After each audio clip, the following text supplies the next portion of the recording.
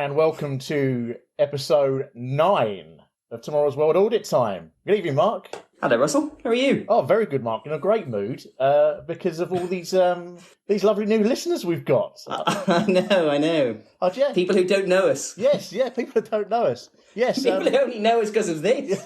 How frightening is that? Terrified. So you better be on your A game here, Mark. Absolutely. 100%. We don't want to disappoint them. Yes, I think we should say a warm welcome to the new listeners and a big thank you to Al Needham on the Chart Music podcast for giving us a shout out in his last episode. Very generous of him. Very generous. And I looked at those download stats, and I've not seen a sort of a graph that steep since I last looked at Florida's COVID infection rates. It really absolutely shot up through the roof, didn't they? It was mental. And I know you don't want to get you too big for your boots, Mark, but we at one point in the beginning of September we were officially the 6th most popular film and TV podcast in the United Arab Emirates. So, wow! Yes. You didn't tell me that. Yeah, I know you did. Yeah. I don't want it to go to your head too, Mark. Don't, Mark. Also, wow. I mean, we only, as far as I'm aware, I only know one person who lives in the United Arab Emirates. So I know. Yeah. So big thank you to Matt Birch. You must have been absolutely spamming the download button. So he'd be pleased with that. He enjoys a shout out, doesn't he, Matt? Doesn't he? Yes. That's the last one he's getting though. We've got too many listeners now. We can't have these in jokes with our friends in them. No, because it doesn't make sense. And by the way, amazing downloads from amazing places. It's been really exciting to see to see where chart music is listened to all around the world. Yes, yeah. We've actually managed to get into the Southern Hemisphere now, havenn't we? That's exciting. Very exciting. Yes. So, and speaking of Al Needham, this episode, I mean, in a weird sort of little coincidence, we were going to do this episode before the shout out even happened, because he's listened to us since the beginning, and he's very kindly sent over a book that he found in his mum's loft, I think it was. Yes, and he sent it over to you because, it doesn't make sense to send it all the way over to Amsterdam. It probably would have been impounded by overzealous Dutch customs agents. Yep. So, so he sent it over to you. So I've not had a chance to look at it, but I know you've been browsing through it. And, I have. Yeah, I wondered what... Thumbing my way through it. Yeah, so he's very good. He wrote a letter, which I won't read. I want to protect Al's privacy. I don't want to dox him. But yeah, he found it in a box of Ramel in me mam's loft.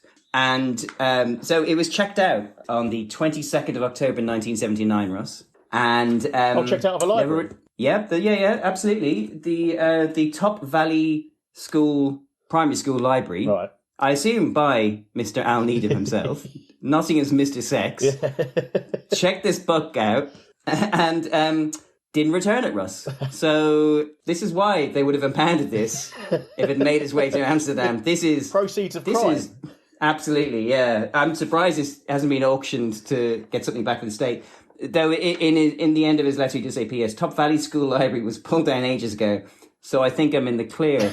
Well, of course he is, because he's merely passed it on to us, Russ. He was just a fence holding on to this for 40-something years, so we're the ones in trouble now. Oh, God. And it's obviously...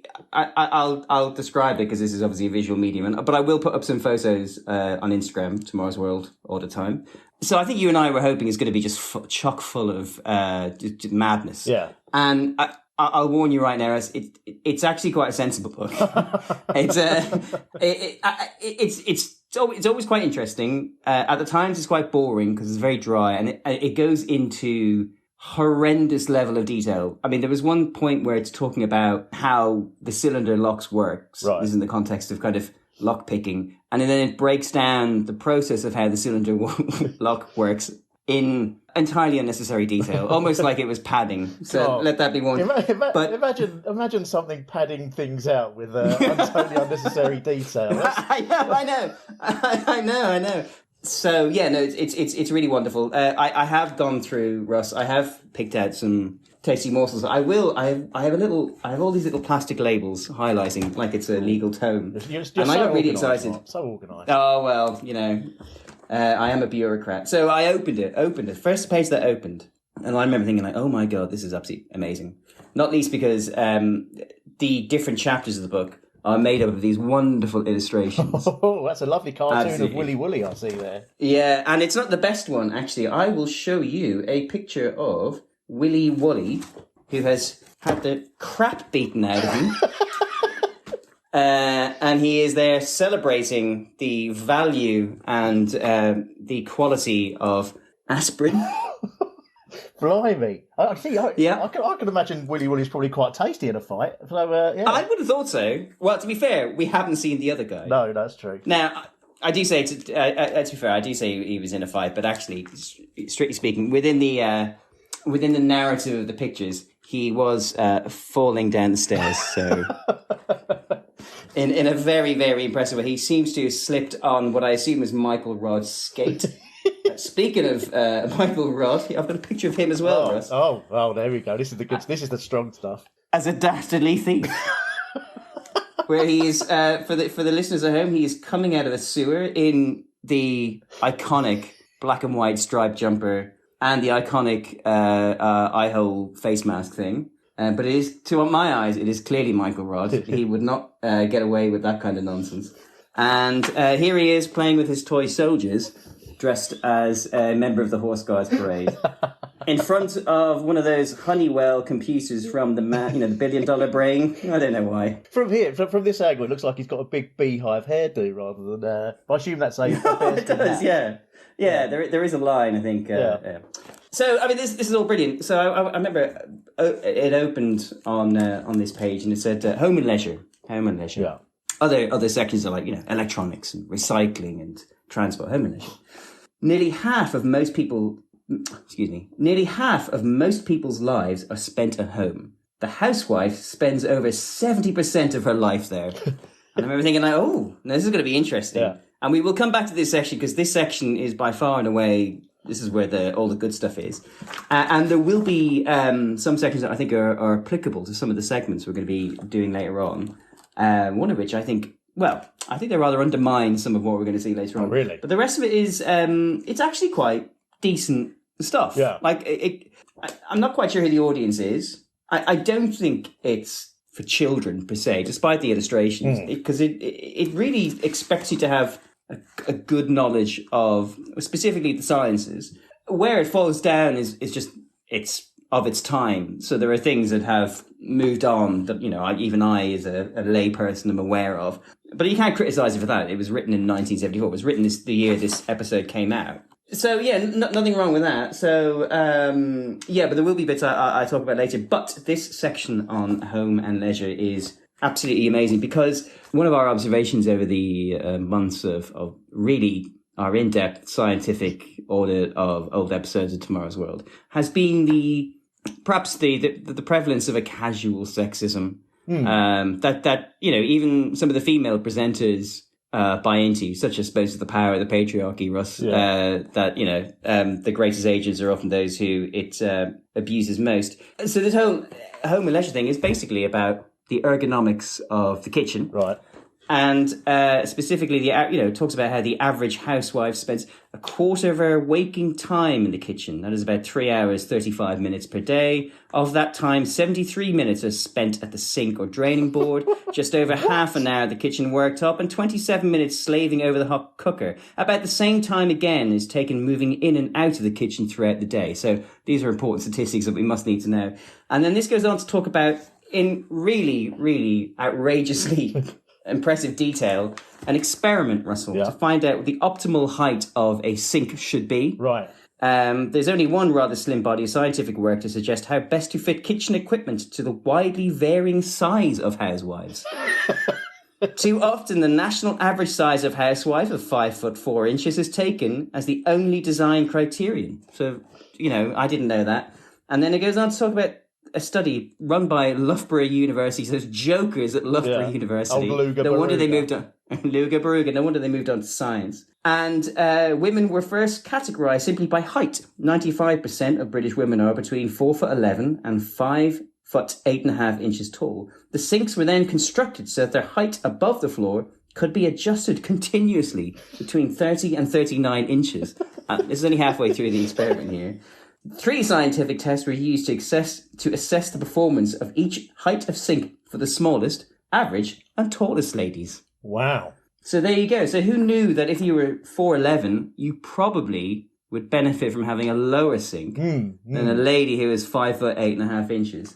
And then it goes on, Russ, the next section after that, which is really interesting. Oh, and there's a whole thing here about, honestly, there is a very, very long paragraph explaining how not just they attach the electrodes to the calves of these housewives, but how these specific electrodes worked in measuring the tension in the muscle in their legs as they worked at these sinks of various heights, depending, of course, on how high, how tall they are. And then we move on, and this fits into one of those things that we've discovered over time, which is, shall we say, a more casual relationship with animal welfare in the past. And because I turned the page, I'm thinking, oh, this is absolutely fun. Look, here we go. Here is a diagram. Just see what the wrist is. Here's a diagram showing this is one of the transistors on the housewife's arm. Yeah, and you'll see. This is whatever the task she was given involves her. How would one describe this? It looks like her husband might benefit from that. This housewife has made a fist and she's vigorously raising it up and down in repetitive motions as the graph measures, I don't know the benefits of a higher sink. Yeah. But then the next page, it goes on to talk about meat contaminated, tenderized and rehung. And then it talks about how poor quality, really, the abattoirs in Britain are. And here's a lovely picture of a dead pig on the floor, having been killed, whilst what I assume is his little mate, another little pig, who's alive, is sort of watching on, but in a kind of like, well, hang on, I don't understand, what just happened there? Look. And also kind of like a sadness, like, oh, no, Colin, wake up. Colin, no, please, you must. Wake up, Colin. Why aren't you waking? And I thought, oh, well, there you go. That'll do. That's a great picture. I'll talk about that, Russ. Yeah. And then I turned the page, Russ, and then it proceeds to show the full massacre of the pigs. Oh, good grief. How they're hung, how they're sliced and diced. And then, there we go. So there you go. All in its wonderful detail, which, to be frank, I just don't think people would be happy with these days, especially the bloody filth on that wall, because these pictures are black and white, so I don't know whether it's a better thing in that. Yeah. All the way through the process, until you turn the page again, and there it is in a bag, being given to an old lady, a housewife, no doubt, who I think is possibly, what would you say, 5'1"? Yeah, I'd say that. Yeah. Now, annoyingly, the rest of the book is quite sensible. But it is a fabulous piece. And what's exciting is this is volume 3. Oh, wow. Right. So hopefully out there are other volumes we can buy. The other thing I'd point out is that there's a fake newspaper in the front cover. Oh, yes, yeah. And it's, yes, absolutely. And it's from Friday, April the 1st, 2000 AD. And some of the hilarious headlines, the little banner headlines, US car ban to stay, it says. A-level babies tuck learning pill, says one. And the one that really drew my attention is Test Tube Team wins World Cup, Russ. Which is amazing. Single-handedly?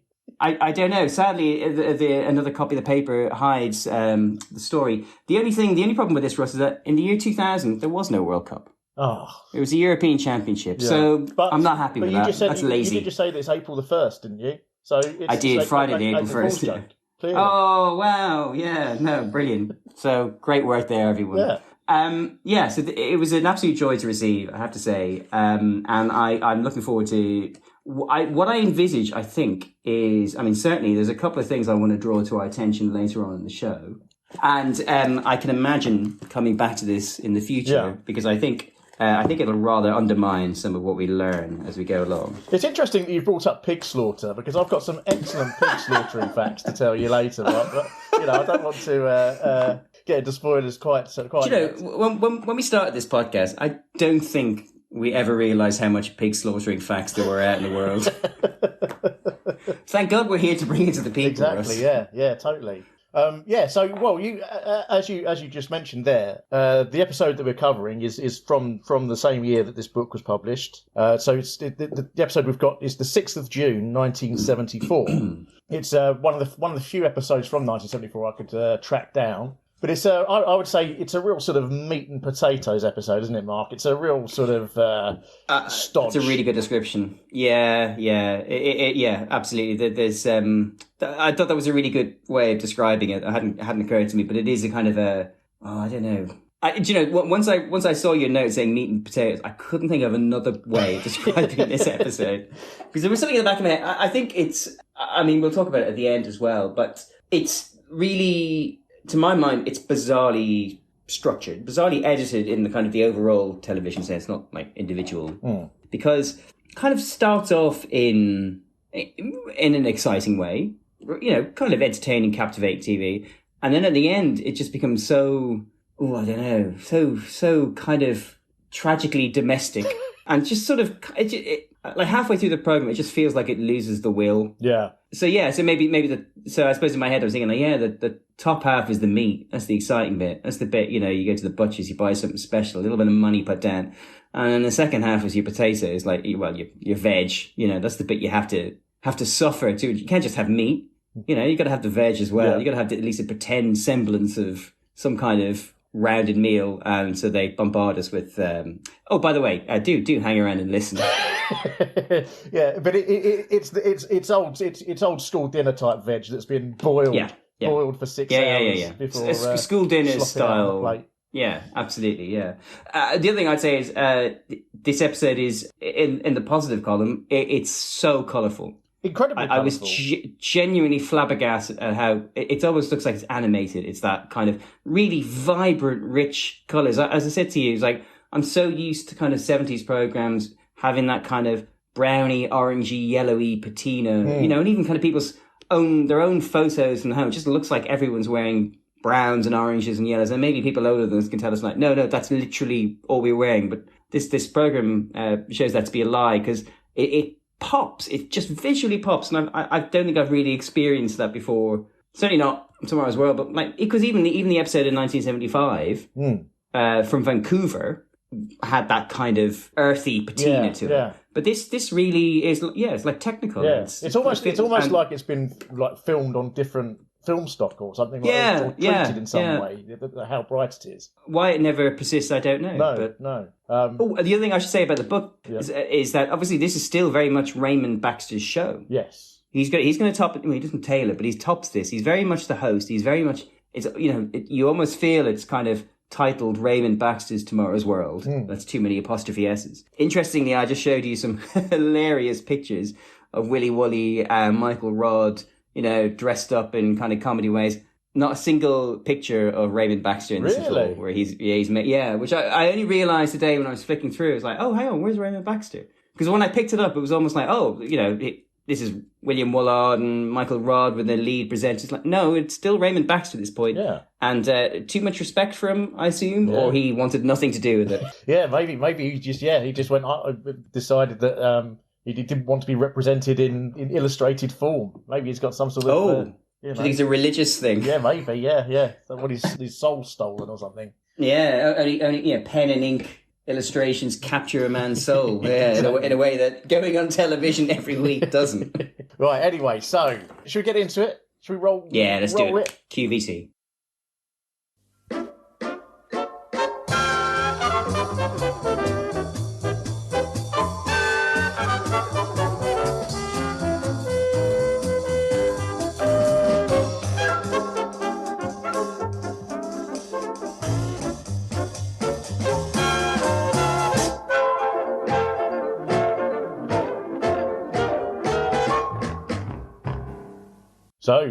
So it's the 1970s, so it's the classic theme again, completely unchanged as always. Mm-hmm. An old favourite.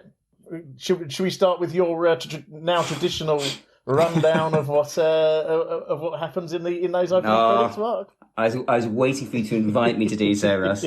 Yeah, exactly the same jaunty classic there. Unlike in 1975, clearly wasn't made panicked riding back to an airport when you realise you haven't got any footage for an opening credits. So this time around, now I was really fascinated by this. The version we have is not a brilliant copy. So it starts off with, to my mind, it starts off like the opening credits of like an old episode of Countdown, because we see this cylinder, which Russell, maybe with your, it so looks like it is CGI rendered. It really does, yeah. It's astonishing because. The obvious thing that it would be is they've literally just got a clock and twisted it in front of the camera, but it doesn't look. it just looks fake. It looks fake. It looks completely fake. But it can't be. It can't be CGI rendered. Because we're not talking like this kind of CGI rendering is much better than the Money for Nothing video by Dire Straits. This BBC have been sitting on this technology for quite a while if they have it. So we see this kind of metal tube, which again looks around. It's just the way the light falls in it. And the now new typeface Tomorrow's World logo is on there, and there's a quick whip up, and there's a clock, and it's speeding around, which is why it kind of reminds me of Countdown. But then we cut to some bubbles, because we've always got to have something underwater on an old episode of Tomorrow's World, and we see the same diver pass across the camera twice, and then there's a third showing in which we get to see him pass again, but this time it's a slow motion close up of his crotch. I don't know why. we then cut to that slow motion crotch close up to a giant red helmet. I don't know if that's a coincidence, but symbolism, Mark, symbolism. No, symbolism, absolutely. A match cut, Russ, as we know. That helmet belongs to a construction worker, and he's on site and he's picking something up. He looks very serious. He's picking something up. And that shot is so thrilling. We see that 3 times. Yeah, that was weird, wasn't it? From completely different angles, Yeah. I felt like that was a bit overkill there, that one. Because it wasn't it was like interesting. No, it really wasn't. It was like proto-bullet time. Yeah. So now we know that the BBC have been sitting on computer graphics and bullet time. They were... Obviously, they must have been gutted when The Matrix came out because they've been trying to make it for 40 years. It was really weird. But then the camera crash zooms out, and it turns out this construction worker is sort of in this, like they're putting up steel girders for a new skyscraper or something in London. Obviously, can't be anywhere else. And then that cuts to a monkey kind of zipping across like a climbing frame in a zoo, which again, Russ, symbolism. You see, what is man? Oh yes, yeah. Then that's followed by... Are you suggesting that that's a quick Kubrick reference in the opening titles there, Mark? Russ, I want to. I really do. I really want it. But I almost want the Kubrick reference to be a bit more organic than us trying desperately to crowbar it in for our amusement, and I assume no one else's. I'm just throwing out these dog whistle words to see if you respond, Russ. Yeah. And you came coming with your tail wagging. I think so. Yeah. That's then followed by like a load of disparate images. It's just the weirdest. So I managed to make a rough list. So it's like we see a cosmonaut, we see car headlights, we see a rocket light igniting, we see some kind of Russian or Soviet protester celebration, we see a welder in a mask. Amazingly, we see a display board for, I quote, a bomb alarm system. Bomb alarm? Bomb alarm. Bomb alarm? Bomb, bomb alarm. More rocket action. And then it ends with a kid, like an Aryan kid with a mullet. So, I don't know.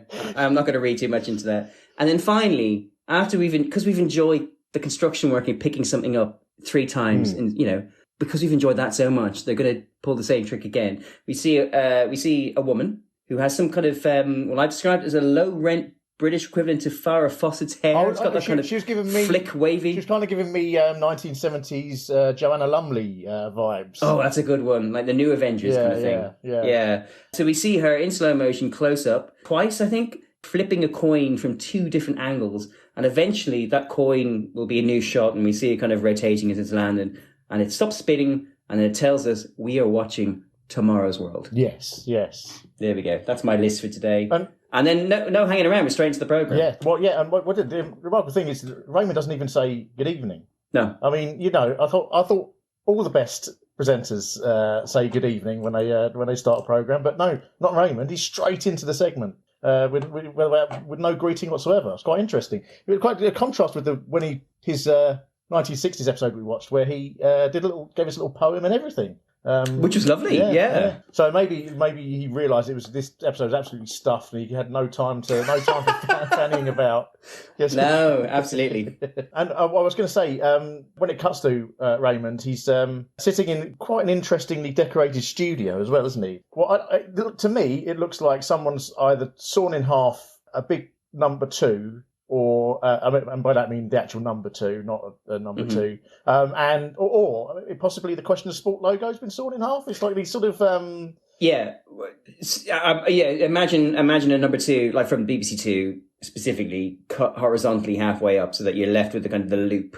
To my mind, I think it felt like an offshoot of like a crappy offshoot of a grandstand set. Yes. It looks like Yeah. a sequence of like half a running track, like the running lanes. I don't think it means anything because it's not on BBC Two, is it? It's on BBC One for a start. And it has nothing to do with sport, certainly not this episode. But you're right; you're not wrong about the old question sport logo, which was the Q, wasn't it? Which was a running track, actually, wasn't it? Yeah, yeah. So to be fair, we have complained about previous Tomorrow's World sets. In fact, rarely have we liked one. So it seems only fair to say that this actually might be the worst one. No, it's not. Even it's not the worst. No, it's not. It's not as bad as the Maplins. The episode we don't talk about. Yeah, the episode we don't talk about. The Maplins from hell. It's an interesting choice, but I think I quite like the sky blue though. I think the sky blue behind these weird lumps that Raymond's in front of. Yeah, it pops quite well, especially when later on when we've got the vegetation in the studio. I think there's a nice contrast there. But yes, also I was thinking about the fact that Raymond presents sitting down, and he does. He did in the 1975 episode as well. He was sitting on that on the climbing frame and things like and the roundabout and things like that. So I don't know whether he's just eminently relaxed, or whether he just doesn't he's lazy, or whether he's got an old leg injury. I'm not sure what it is, because I don't think any other presenter we've come across spends so much time sitting down on this programme. I like the way, I don't know whether you mean or not, you're almost, because we know he was in the RAF, it's almost like you're implying he's the Douglas Bader of Tomorrow's World presenters. Yeah. Yeah, no, it's interesting, but then, like, he's both relaxed while sat down, but also it's quite an unusual position he's in. He's crossed his legs, but it's almost like the top half of his body has just been shifted 5 degrees or 10 degrees. Like it's on a little glide platform thing, and it's just kind of moved across. It's very odd to look at, I will be honest with you. Yeah. Also, going back to the opening titles, I've just remembered something. I think previously we've discussed, we mentioned, at least I think we mentioned, the text, the typeface that they use. Yes, for Tomorrow's World, and it's also the same typeface as on the front of the book, isn't it? Yes, it is. And I actually delved in to try and find out what this typeface was, because I think it was used extensively during the 1960s, wasn't it? Sort of to sort of symbolise modernity and technology and things like that. Yeah. And obviously for the people at home who can't see this, what it is that sort of, if you look at the bottom of a cheque, remember them. Oh yeah, remember those. The numbers at the bottom of a cheque are sort of in this typeface. And then in quite a lot of 1960s things, it will be used as like on computer readouts and things like that. So I think we speculated before that it might be because it's somehow readable by a machine, and we were right. So this typeface is called MICR, which stands for Magnetic Ink Character Recognition, and it was developed by the Americans in Stanford in the late 50s, because a lot of time was wasted in banking with people having to manually look at checks and process them by hand, and they obviously, there was a lot of checks lying about back then, and they wanted to come up with a way of doing it automatically. So they invented this font, well, it's this typeface, which can both be read by the eye and read by a machine. So what it is the ink's magnetic. It's basically the same stuff that they use to make tapes in tape recorders, and the letters are shaped like that, so that each letter or number has its own signal. So they basically they run the checks through the machine, almost like a tape going through a tape recorder, and each different letter has its own signal. So the tape, essentially the tape thing is actually reading it.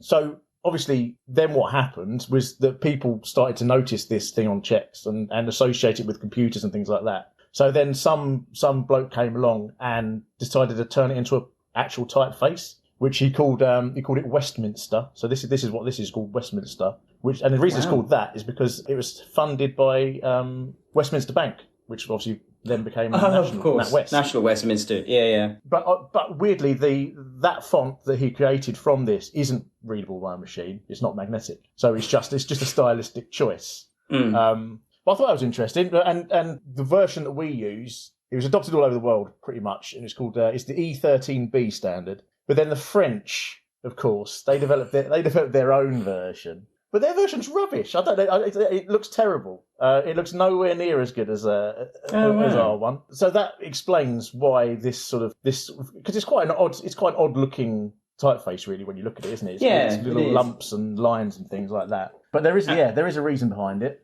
And of course, the irony is when I grew up, certainly possibly when you grew up as well. Like at that point, that typeface, which was supposed to represent, as you say, modernity and maybe even kind of a look to the future, was already horrifically dated. yeah, it really is, isn't it? Yeah, yeah, it's horrible. But yeah, no, that's nice little quick bit of cheeky quick research there, Mark, to ease you into the episode. Well done, Russ. Like a palate cleanser, was it? Yeah, the amuse-bouche. So, shall we get on to next bit? Segment 1, yeah, let's do it. To an ever-growing number of people, summer holidays mean taking a boat out onto the water. But for all of us amateur sailors, now inspecting our sheets or varnishing our topsides, here is a cautionary tale. If anyone tells you this country is in danger of going on the financial rocks, take him down to the Solent and call in on some of the marinas lining the coast. Everyone is jam-packed with expensive yachts. In fact, last year, over 1 million of us went sailing. It's no longer a rich man's sport. The pleasure of owning a trim little seagoing craft like this can cost as little as £2,000. There's no necessity to spend 40 times that amount on a floating hotel with automatic rigging. Not that all amateur sailors stick to sails, of course. Many prefer to cut through the waves with the speed and comparative comfort of a powerful motor cruiser. But power or sail, there's one thing all boating enthusiasts enjoy. Fabulous, just what I want, sugar, beautiful. No, not the girl, the light refreshments. They're 10 times more welcome when you've been out on deck for an hour or so.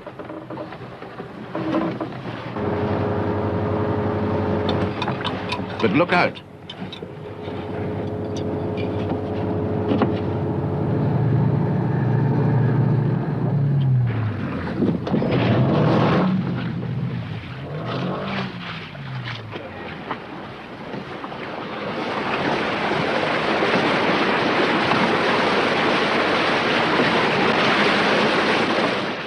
No use. That water's shooting in at 5,000 gallons a minute. 90 seconds more could sink him. There's only one thing to do: abandon ship.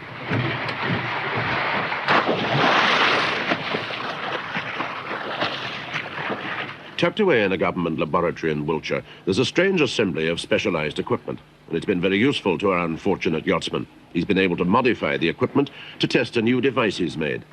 A device that will block a hole in a sinking boat very quickly indeed. The problem in testing it is to recreate the tremendous force of water rushing through a hole in a boat. Here, a powerful motor-driven pump sucks 10,000 gallons of water a minute out of a lower tank and delivers it to a tank higher up. Now, knock a hole in the top tank, and the water can flow back to the bottom tank without flooding the laboratory. And the new device to be tested is an umbrella, an ingenious canvas boat brolly. You just roll it up and thrust it from inside the boat out through the hole, against the inrush of water. Open it up, and immediately the pressure of water slams it up against the hole and seals it off.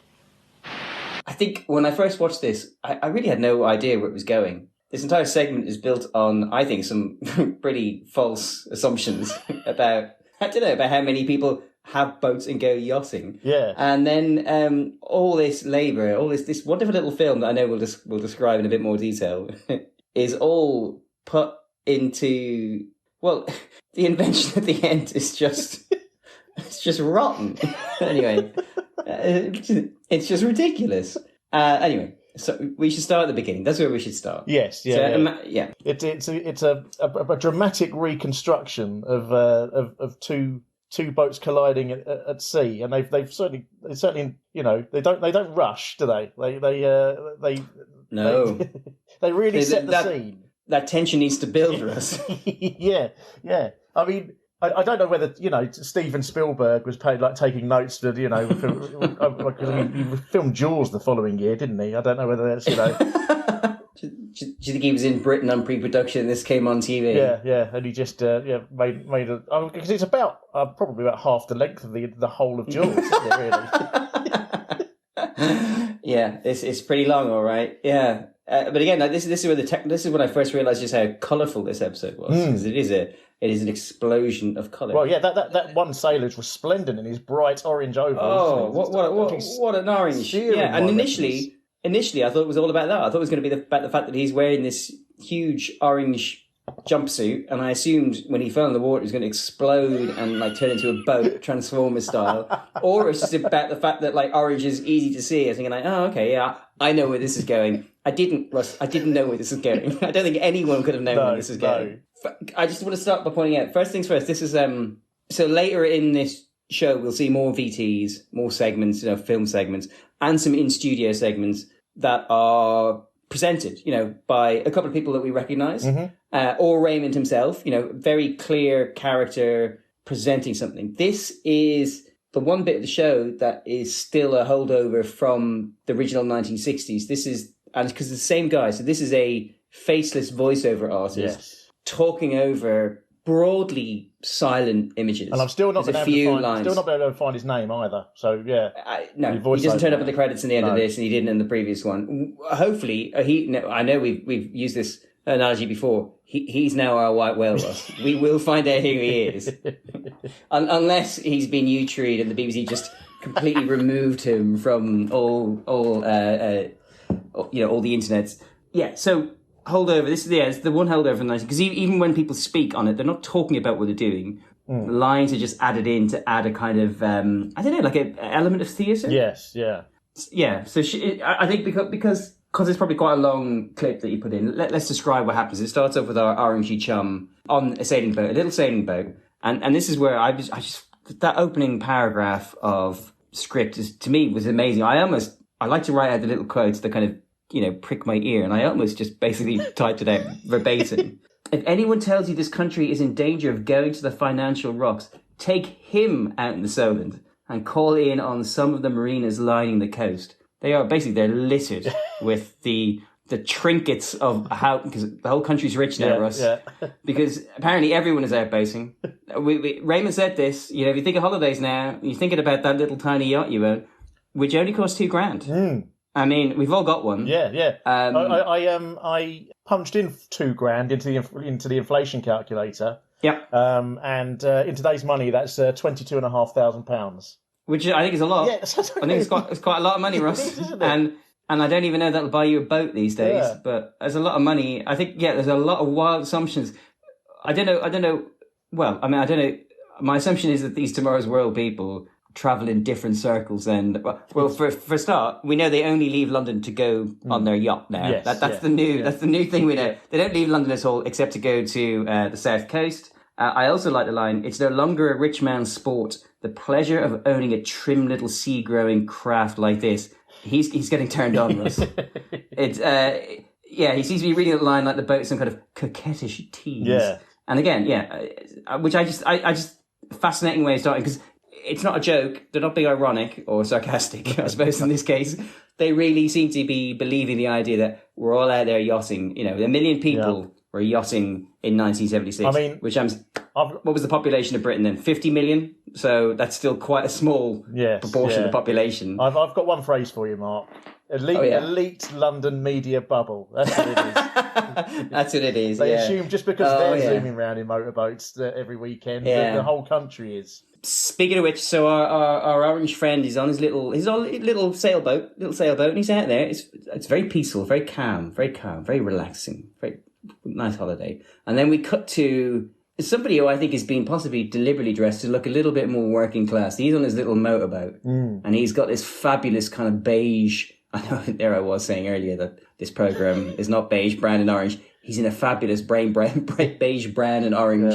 Kind of t-shirt. He has this amazing facial hair. Yeah, fabulous. It's a big sort of Sid James chops. Sid James style. Yeah.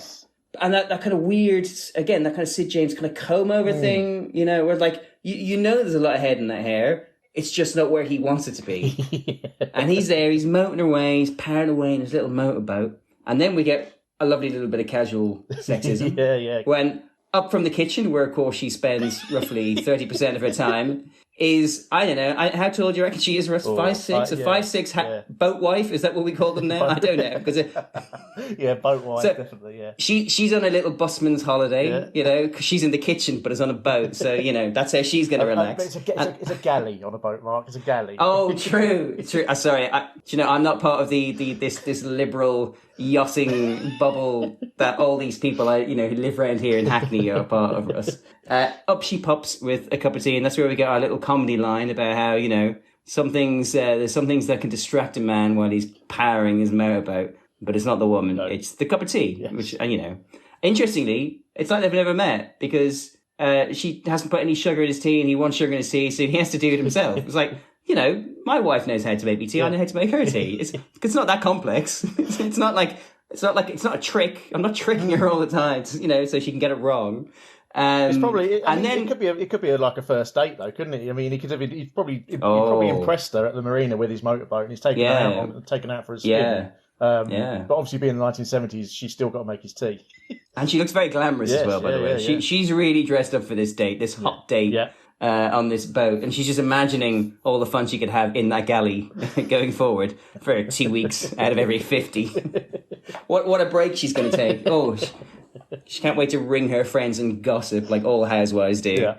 And then we have like a genuinely quite a good reconstruction of the two boats. So we kind of see kind of the perspective of the motorboat kind of heading towards the yacht, and when we get perspective on the yacht or the motorboat heading towards, they really do look like they're about to crash into each other. I think it's not a reconstruction. I think what they've done is for the bit where the boat's getting really close, they've sped the film up, so it looks like the boat like the boat is going really fast, even when actually it's probably not. But it does look like they are properly about to collide. But then I think the collision is slightly underwhelming, because obviously you don't see it, but I think they could have covered that up if they just put in a big crashing sound. Yeah, it misses impact. Yeah. And so all this tableau, this slice of life, these three people's lives that here we are allowed to open and peek in and view. All of this is leading up to the fact that apparently, Russ, boats that get holes can have water coming through those holes, and that boats with water inside, not outside. Not outside like the water's supposed to be, but when the water's on the inside of the Russ, I hope you're following this, when the water's on the inside of the boat, that's not a good thing. Right, yeah. Oh, yeah. I definitely needed that 10 minutes of preamble to... Russ, water is supposed to be on the outside, not on the galley. Yeah. She's allowed some water to cook in the galley. Yeah. But the rest of the water has to be... But all the other water, Russ, salt water, I assume, in some cases, or maybe still water, or whatever they say later... outside the boat, very important. Yeah. And I'm glad we saw this so that we understand that. Yeah. And what do we do? What do we do about this? What do we do about this water? It's not supposed to be in the boat. It's supposed to be outside. The man's got to do something about this. Our little orange friend, he has got to do something about this for us. Yeah. Well, and I mean, and obviously how do you stop water when it's raining? You get an umbrella. So you get an umbrella. Yeah. Why not just use that? Yeah. Brilliant idea. Yeah. And sometimes when it's windy, and we know, thanks to Tomorrow's World, that wind is nature's greatest danger. Absolutely, yeah. Those brollies, if they're maybe a little bit cheaper than, guys at home, spend a little bit of money in your brolly, okay? Yeah? Just put a little bit of wedge towards a brolly budget, I bet you've okay? got a really expensive umbrella, haven't you? I've got a couple, Russ. Yeah. Because you've got to have different sizes, don't you? If you definitely know it's going to be raining, you got to take the full gentleman's umbrella. If you're not sure... Yeah. You got to tuck another one in your bag just in case. You got to put a little bit of brolly budget to one side, literally for a rainy day. Set aside a few quid every month. Absolutely, just set it aside, lay away, invest in a proper brolly, because the wind is a dangerous thing, especially here in London, which is only where Tomorrow's World filmed. Yeah. It can whip that brolly and invert it, and now instead of having a beautiful kind of N shape protecting you, you have this horrible V, and now you're just collecting water in it, and it's broken. But a true engineer, a true genius, Russ, will see that this broken inverted brolly, that might just be Orange Man's key to success. Am I dragging this out long enough? Because that's exactly how this film felt. So Orange Overall Man, right? is he the inventor of the brolly? Because he has this incident at sea. It's his boat that gets damaged, but then we cut to the laboratory and this giant piece of machinery that which by the way, as I was watching it again, much like this book, they spend far too long explaining how. We don't need to know how it works. We need to know what it does, but also you just need to show it. Anyway, yeah. sorry. Also, Sorry, needlessly complicated when all they Yes. they just have a big bath, couldn't they, with a hole in it? I don't Yes. know. Yeah. Because gravity makes water come out of holes, so they don't need to. Like, they've got this huge, super powerful pump for some reason. I'm not really sure why that was necessary just to test this thing. But Orange Overall Man is still in his orange overalls, but he's now in the laboratory and he's now testing. Yes, he is. Yeah. He's now testing the umbrella thing. So it seems like he's. Are we trying to be led to believe that he's, as a result of one of these accidents, he's then gone and invented this thing, or is it just because he's the only bloke around? I don't think so. What I like is, in my head, I just thought there was like an over-officious continuity controller on the chute. He said, no, you're in orange overalls on the boat. You must, otherwise people are going to be confused by who you are and why you're there. I don't think he invented it. To be honest, Russ, no one invented it. It's a fucking broken brolly. That's not an invention. No. That's a failed one. No. But, you know, can I just say kudos to the way they prove how this boat brolly, let's call it boat brolly, how this boat brolly could work is to time how long it takes to get it out. So the way they set up this wonderful little scene, melted my heart. So he puts the boat brolly into a cupboard in this kind of large kind of, you know, institutional kitchen where, like, I don't know, or it's a lab, I can't remember. I've only seen it 3 times. And on a 4th, I'm sure it would have stuck. And he sits down in the middle of the room, this large room, and he pretends to read a newspaper. Yeah. And then the guy makes a loud noise, starts timing him, and he immediately runs back to the cupboard where he put the boat brolly, and then runs off to the big machine. And so, to explain how it works, he is shoving the brolly, the broken brolly, through the hole, extending the brolly like you would a normal one. But obviously, it is now kind of coming back from V. It's now kind of creating the brolly shape through the hole, and it's the pressure of the water coming in that keeps it flush against the hole. And then actually he kind of ties the handle off to keep that tension. And, you know, to be honest, it works. Like it stops a large proportion of the water coming in. And what little that comes in, which by the way is still a lot, what little that comes in, it's okay. The bilge pumps can handle that. But I mean, it's like that little reenactment that he does is entirely reliant. So if he was actually on a boat and he's sitting there reading the paper, the speed with which he does the boat brollying is entirely reliant on both him instantly knowing that he's been hit by something. Yes, absolutely. That's exactly what I was going to say. Over the waterline. Yeah. And instantly knowing exactly where the impact site was. Yeah, absolutely. If he doesn't know even one of those things he doesn't know, then that little test is meaningless. Totally meaningless. Yeah, absolutely. It's completely fake. Yeah. It's almost like it's a BBC lie, Russ.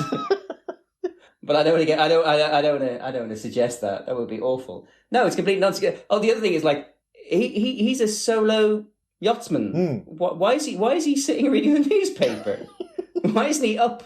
I don't know, yachting, sailing. I don't know, whatever the right words are. At the helm, yes, you know. Yeah, and exactly, like, you will hear a knock on your boat, and you may even think you're fine, and it's only later do you realise that there's water coming in, and you're absolutely right. You're not going to know where it is. You know, when you step down into the rest of the yacht, it's not a naked shell with just the bare wood. Like, there's fixtures and fittings and floors and cupboards and doors and rooms, even small ones, and storage and stuff like that. No, you're never going to find it. There's a lot of assumptions being made here. There's a lot of assumptions being made here. Yeah.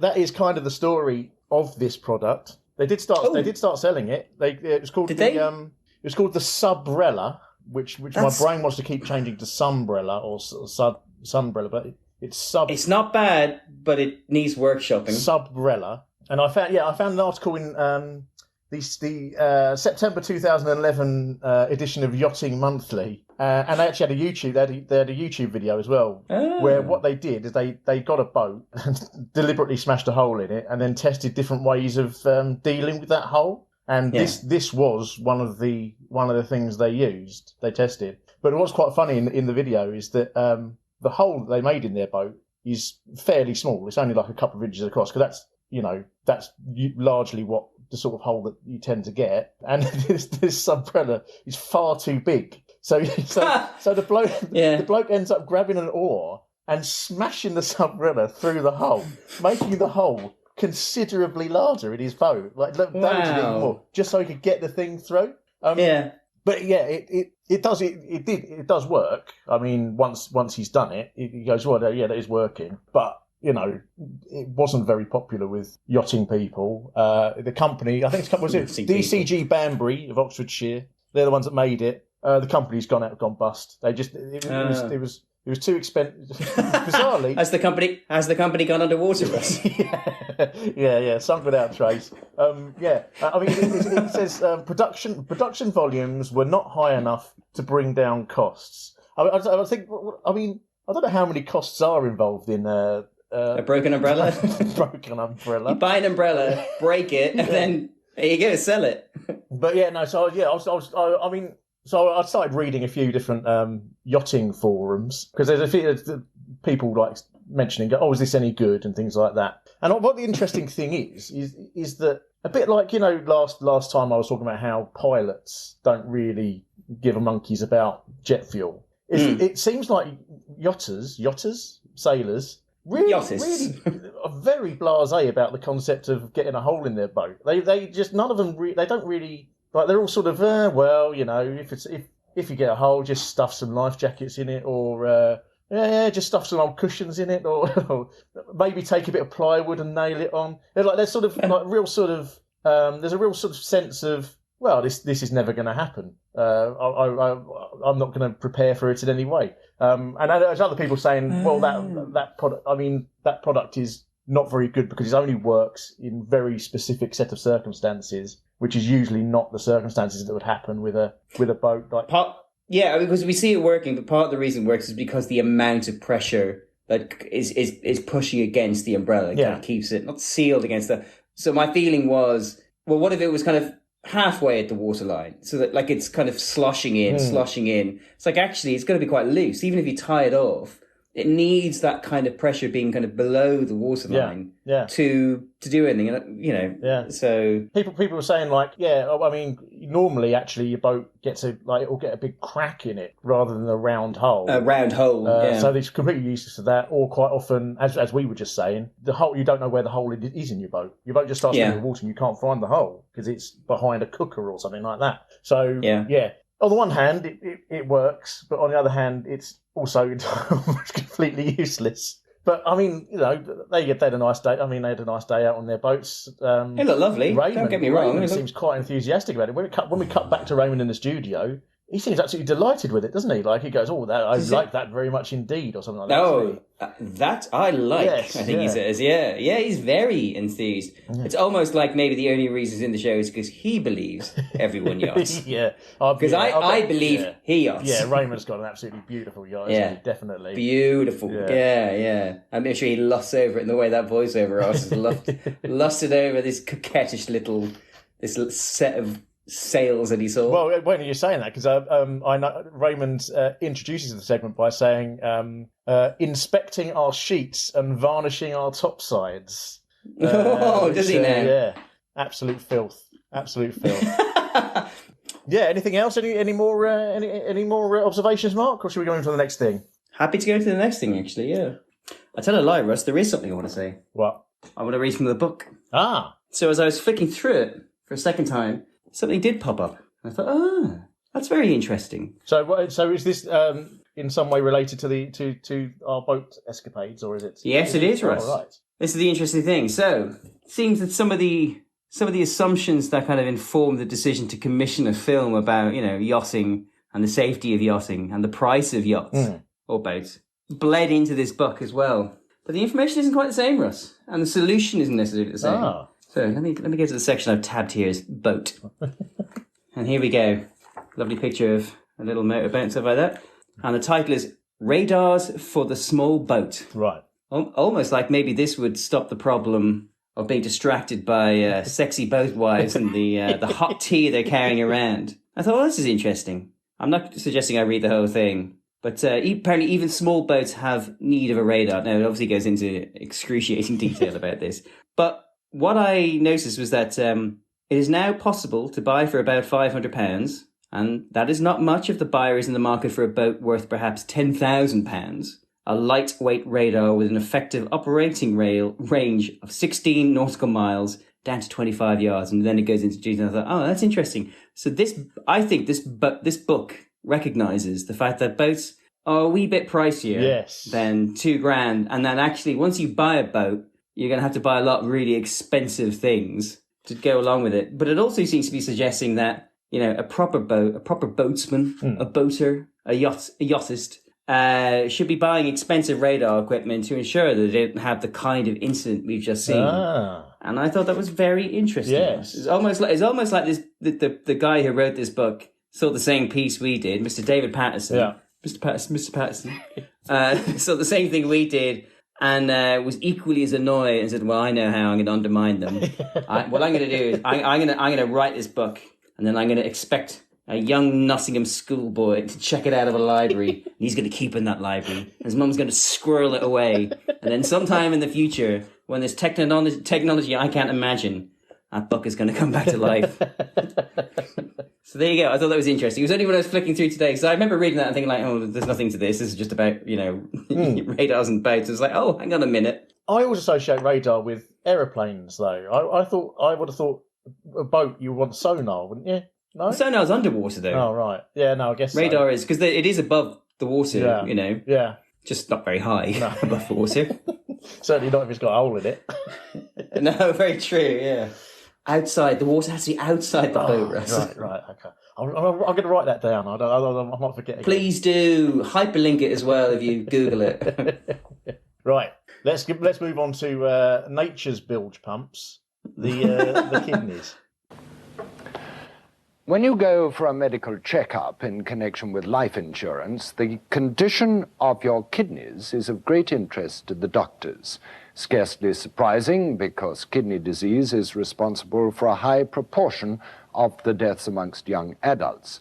And yet, our basic tests for kidney disease are still rather crude. Many people may fail a urine test and consequently have to pay higher insurance premiums, even though their kidneys prove to be perfectly all right. The problem is that there is still a lot we don't know about how the kidney works. Medical textbook, even like this latest edition of Gray's Anatomy, use diagrams of the kidney based on work done as long ago as 1842. But now, a new technique has been developed for studying the way our kidneys manage to filter about 40 gallons of fluid a day, in particular, the relationship between the blood vessels and the minute filtering vessels known as tubules. At the Harvard Medical School, they found a way to show the layout of these tubules as never before. A remarkable film made by the Harvard scientists shows how the many miles of tubules are laid out within a dog's kidney. The kidney is removed from the body and part is dissolved to give a better view. A micropipette, a very fine syringe, is inserted into the kidney at a carefully chosen point. Then white silicon rubber will be gently injected, and the delicacy of the exercise requires a micrometer control. The exploration of the labyrinths within the organ begins. Darker material interspersed with the white silicon makes its movement more clearly visible. The tubule cluster forms a crazy tangle close to the surface of the kidney. This is where the job of filtering to maintain the body's fluid and chemical balance begins. Now a journey to the center of the kidney as the tubule threads like a snake through a jungle of veins and capillaries on a microscopic marathon.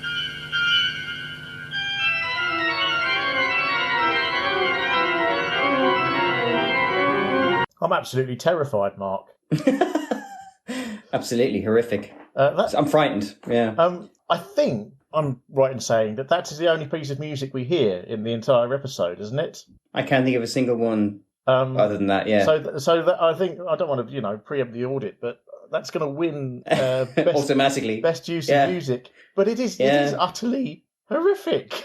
It's horrible. Yeah, it's like it's really leaning into the kind of the idea that we ripped this kidney out of a dog and now I'm going to show it to you right up close in your face. As opposed to, look at this amazing thing we've discovered. We've learned how the kidney works. Like they're really going, blood. It's a real sort of the kidney side sort of is really deep red. It's a real sort of like real Hammer horror sort of crimson. Yeah, absolutely, yeah. And once again, I think, do we think that they would mention that it was a dog's kidney these days? I don't think so. I'm not even sure they'd use one necessarily. No, they wouldn't. They would just say a kidney. Yeah. Yeah. I don't think they're going to be able to put that back in the dog, are they? After they've half dissolved it and then filled it with rubber. No, unfortunately, many dogs died to give us this film. It's interesting because he talks about how the fact that at this point, 1974, isn't it? Apparently no one knows how the kidney works. And I'm exaggerating for effect. But basically, the kidney is a mystery. It's a mystery box. Liquid comes in, liquid comes out. No one knows what happens in between. I should say that at the beginning, when Raymond is talking about this, he is holding in his two hands a really beautiful model of a kidney, of the insides of the kidney. It's really fabulous. And, you and I know are really big fans of models in general, but specifically these kind of bespoke. And I was just like, I'm just absolutely fascinated. As I said to you in my notes, it's like, do Tomorrow's World have a little props department that just churn these out, or is it the bigger BBC props department where like you have to commission something, and you hand in your little slip, and on Thursday it comes out? And I just picture this little kind of this Santa's grotto, this kind of little Santa's workshop of all these little elves, happy little elves, just churning out these bespoke models for Tomorrow's World and Blue Peter and various other programs at the time. And they do such an exceptional job. It looks, he holds it in his hand, you see a kind of a close up. And then actually, I suppose, the way I'm holding my hands now makes it look like I'm holding two giant testicles. But that's kind of, which, I commissioned from the BBC props department just to see what they came up with. It's just really fabulous. And then I think this whole thing is really an excuse to show this video that the Harvard scientists have made. And what it is, you see this kind of white little rubber silicone liquid, this viscous liquid kind of through this needle, kind of pumped in, and then we follow it as a kind of, we trace its journey deeper into the kidney until it gets to, what is it, Henley's loop? Yes, although I remember from school, but I remember being taught this in school, and it was always phrased as the loop of Henley, I think. Oh, interesting. But I suppose it doesn't matter which way around it is. Let me just check. To me, it just reminded me of Shatner's bassoon. But... loop of Henley. But obviously, Henley's loop, whatever. Well, that just even shows how the mystery has deepened for us over the years. Is it Henley's loop or the loop of Henley? We just don't know. Yeah. I was going to say, just the video just tracks this thing down to Henley's loop and then back. And actually, funny enough, the scariest music, the music when it gets most threatening and deep and sonorous and chilling, is the journey back. When I assume in the real kidney, like, the liquid has been cleaned. Yeah. So it's like it's going home. It's like, hooray! But not in this video. No. That which was condemned to the depths of the kidney should never return. I had a full health checkup recently, a couple of months ago. Yes, you did. Yeah. And the doctor singled out my kidneys as particularly fine specimens, apparently. Which I just think is incredible. A credible failing of the Dutch or British health service or wherever you did it. Dutch, yes, they do get a good old workout though, Mark. So maybe maybe it's true. like all muscles need to be exercised. Exactly. Yeah. So Raymond, I don't know whether you noticed when before we cut to the actual video of the kidney. Raymond gives us a little chat, and this is where he tells us that people don't really know much about the kid. Like, it's still a bit of a mystery, and people are still relying on old textbooks from hundreds of years ago. I don't really notice that it's almost like somebody takes a battery out of him or something like that. He suddenly slows down and then stumbles, and he says a couple of things that don't actually quite make grammatical sense. And I was wondering whether do you think his auto cue's broken down or something? Because that's the feeling I got. It's like he just suddenly starts stumbling, and then he has to very quickly switch modes. That's exactly how it comes across. I noticed more this time after you made that observation in the notes. It's very clear that something goes wrong. It's either like he just gets distracted by the kidney model he's holding. Maybe he's thinking like, oh, the happy elves that made this. Or is auto cue broke? Because obviously he's looking at the camera most of the time, so I assume it's an auto cue. Yeah, it's very noticeable. But he recovers because he is obviously a class act. Absolutely, yeah. But it's very clear. Or the other thing I thought was like, well, maybe he's reflecting on the fact that he's recently had his BBC enforced health checkup, and perhaps it hasn't been quite as positive as yours, and maybe he's thinking about my kidneys. Oh. My kidneys? It's basically a dog's kidney. It's basically a dog's kidney. Yeah. What I need is this giant one here. Yeah. I remember reading somewhere. Now, this is something I should have looked up before this episode. But I remember reading somewhere that Mel Gibson has. Go on. Mel Gibson has something which is known as a horseshoe kidney, which basically it's where his kidneys are fused into one giant super kidney. Wow. And obviously, one of the side effects of that is that this could all be completely made up. Well, I definitely remember. Let's carry on. I definitely remember reading it somewhere. Yeah. But obviously, your adrenaline glands are located on top of your kidneys. Okay. And so, because of this, Mel Gibson has giant adrenaline glands, which possibly explains some of his manic behaviour. I don't know whether that's true. I was going to joke about and that's why he's anti-Semitic. But no, that would explain his manic behaviour, that and the rampant alcoholism, I suppose. Yeah. Oh, okay. Yeah, all right. I mean, as far as I'm concerned, that's the gospel truth now, Russ. Maybe, I don't know, I'll just quickly type that in and see if I'm... Does Mel Gibson have... Mel Gibson horseshoe kidney. Here we go. Yeah. Look up go to Snopes.com, otherwise I won't believe you. Who knew that Mel Gibson has a horseshoe kidney? This congenital disorder affects about 1 in 400 people whose two kidneys are melded together into one giant organ. The extent to which this may explain why Gibson is such a gigantic organ himself is not clear. Very good. I like that. Gibson... While side effects can include kidney stones, infections and tumours, there is no evidence that it heightens the risk of misogyny, homophobia, racism or anti-Semitism. Gibson is the only known super kidney celebrity on the planet.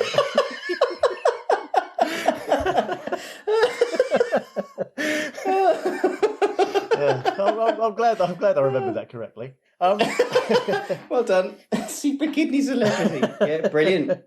Do you know what? If I was a horseshoe kidney owner, I'd be really livid that he was our mainstream advocate. I thought you were going to say you'd use that as an excuse to be a big old racist. Homophobic, misogynistic, and anti-Semitic. Yeah, obviously, yeah.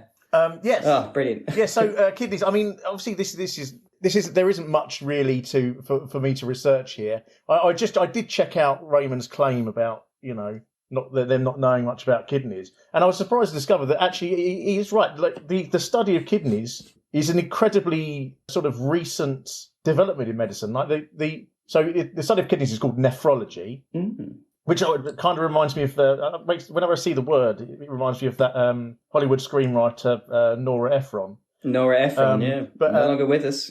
Yes, no. So that the term nephrology was only coined in 1960. Nephrology. That sounds chilling. So we've always had kidneys, but it seems like nobody bothered to really study them very much or address problems with them until incredibly recently. So.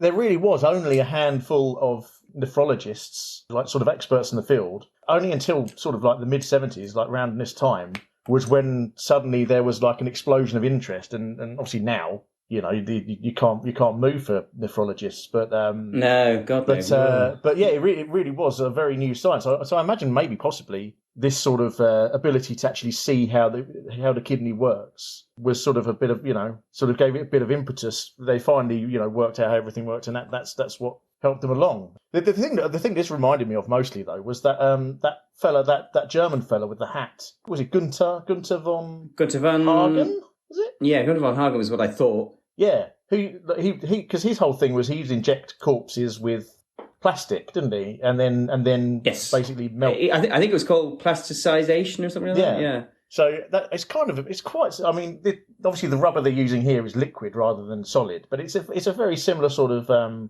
effect, isn't it? Really, I think. And actually, can I just? I want to give a shout out to the Harvard scientists because for the visuals, I put in my notes and I've mentioned this before. It's like I don't drive a car. I've never driven a car. I've driven your cars a couple of times around the school car park and various things. And no particular. I'm not car averse. It's just like. Basically, where I grew up, I could always walk to places, and if we were going to go further, we'd either get the train or somebody would drive us there. And then I moved to London. Poor old Muggins here driving you around. Oh, like you didn't love every single second. You picked me up in one of your bloody jalopies or whatever. Classic cars, Mark. Classic cars. No, and to be fair, they were phenomenal. I was never really one for muscle cars or like supercars So for me, like my strongest kind of memory of like I don't know, the platonic ideal of driving was Postman Pat's van. And the way Postman Pat's van, I loved the tallness of it. I loved the kind of the ratio of height to length. But more importantly, I loved the way it kind of fitted, like it just fitted perfectly into those roads around, wasn't it, Greendale, wasn't it? And the way, like he went at quite a high speed. Yeah, he's absolutely phenomenal driver. Oh, incredible. And then every time, like the gap between either side of the van, it was millimeter perfect. But it was that ratio of height to length that I really liked. And for whatever reason, when I was watching the plasticized rubber, the silicon rubber, make its way down the veins with some kind of alacrity, and then especially when it turned and came back up again, it reminded me of how much joy as a child I got from the way Postman Pat's van went round Greendale. Yeah. And you know what? If that's what the Harvard scientists were going for, guys, you absolutely nailed it. It might, and I'm so sorry it took this long for someone to give you mad props. It would have been quite pleasant experience if they just put the Postal Pat theme tune over the back rather than that organ music, wouldn't it? Like literally anything would have been better, Russ. Actually, when I was watching it, I was thinking, I kind of thought maybe the 1, 2, 3, 4, 5, 6, 7, 8, 9, 10. That music from Sesame Street would have gone quite well with it as well. God, who was that? Is that the Pointer Sisters? Yes, the Pointer Sisters. Yeah. Really, Five. Anything would have been literally anything. Than that. Going back to like Greendale, what happened? I mean, I can't remember an episode where Pat came up against a car coming in the opposite direction. But what do the people of Greendale do when do they have to reverse all the way back to their house? Because there's no passing places in those roads, is there? I am pretty sure. I hate to correct you, Russ, but I am pretty sure. Not necessarily coming in the opposite direction, but I'm pretty sure there's an episode where either how that not the greengrocer, but like the shop owner had the shop in the back of the van, the blue van. Or the farmer and the tractor. I'm pretty sure there's an episode where it's broken down and the road is blocked. Oh, Ted Glenn, was it? Yes, yes, that's right. Yeah. Other than that, no traffic ever came the other way. Yeah. So kidneys. Anything else to talk about the kidneys, Mark? Hey. Do you know what? I'm literally going to raise a glass to kidneys, Russ. Delicious wine. Thank you very much. Getting oil and gas ashore from the North Sea is giving engineers plenty of headaches. This week, the world's largest production platform is due to start its hazardous journey from Teesside to the Forties field. The whole North Sea program calls for ingenuity, sometimes ingenuity with unlikely origins, as Michael Rodd reports. Once upon a time, there were people who believed that the only domestic development to spring directly from the American space program was the non-stick frying pan. Not true. Quite apart from anything else, polytetrafluoroethylene, PTFE, the non-stick coating on the pan, doesn't only turn up in the kitchen. Take this construction yard on Tyneside, for instance. It's in the energy business. All these constructions are modules. They're going to be sections of production platforms for the gas and oil fields of the North Sea. This one, for instance, a compressor module for the Lehman Bank gas field off the Wash. On the other hand, this one over here is a generator module for the Ork oil field, 250 miles off the Scottish coast.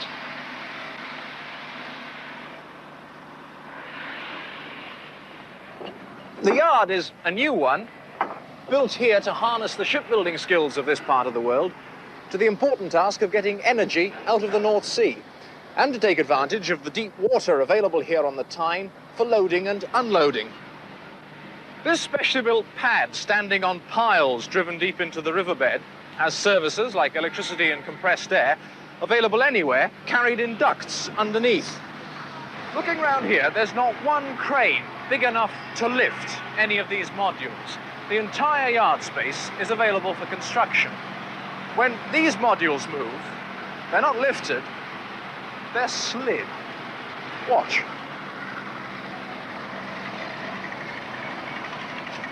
One 300-ton module on top, a helipad for the Lehman Bank gas field. 2 towing tractors, combined normal towing capacity, 35 tons. Now, this is a radio set to keep me in contact with the other driver and control. Control to time speed 1, time speed 2. Engage your gears and take off. Now, first of all, we've got to take the strain by increasing the tension on the tow bar between the towing tractors and the module until the module starts to move. I can read the tension on this meter here, and we talk to one another all the while as the tension comes up. I know we go on about BBC lies, Mark, but I think this is one of the most egregious examples that we've had so far. Michael Rodd opens that segment with something that is entirely untrue. He says that PTFE, polytetrafluoroethylene, came out of the space program, doesn't he? He very clearly states that. He says it's the... He implies, yeah. It's one of the... what's it, the domestic developments to come out of the space program. The PTFE did not come out of the space program whatsoever. Absolutely, it was invented in 1938, long before we even had rockets. So then, I was immediately distrustful of anything Rod then later told me in the segment, Mark. But so it was a good job that it was actually quite an impressive invention. So Though there are further lies later on, but we will get to those. Lying Rod, lying Michael Rod, lying liar. The other thing, I feel the need to point out that you and I, despite what it might seem, I'm not obsessed with oil rigs, not upset with North Sea gas and oil, but apparently tomorrow's world is. Yeah, well, I think that, give it a couple more episodes and we will be able to build our own oil rig, Mark.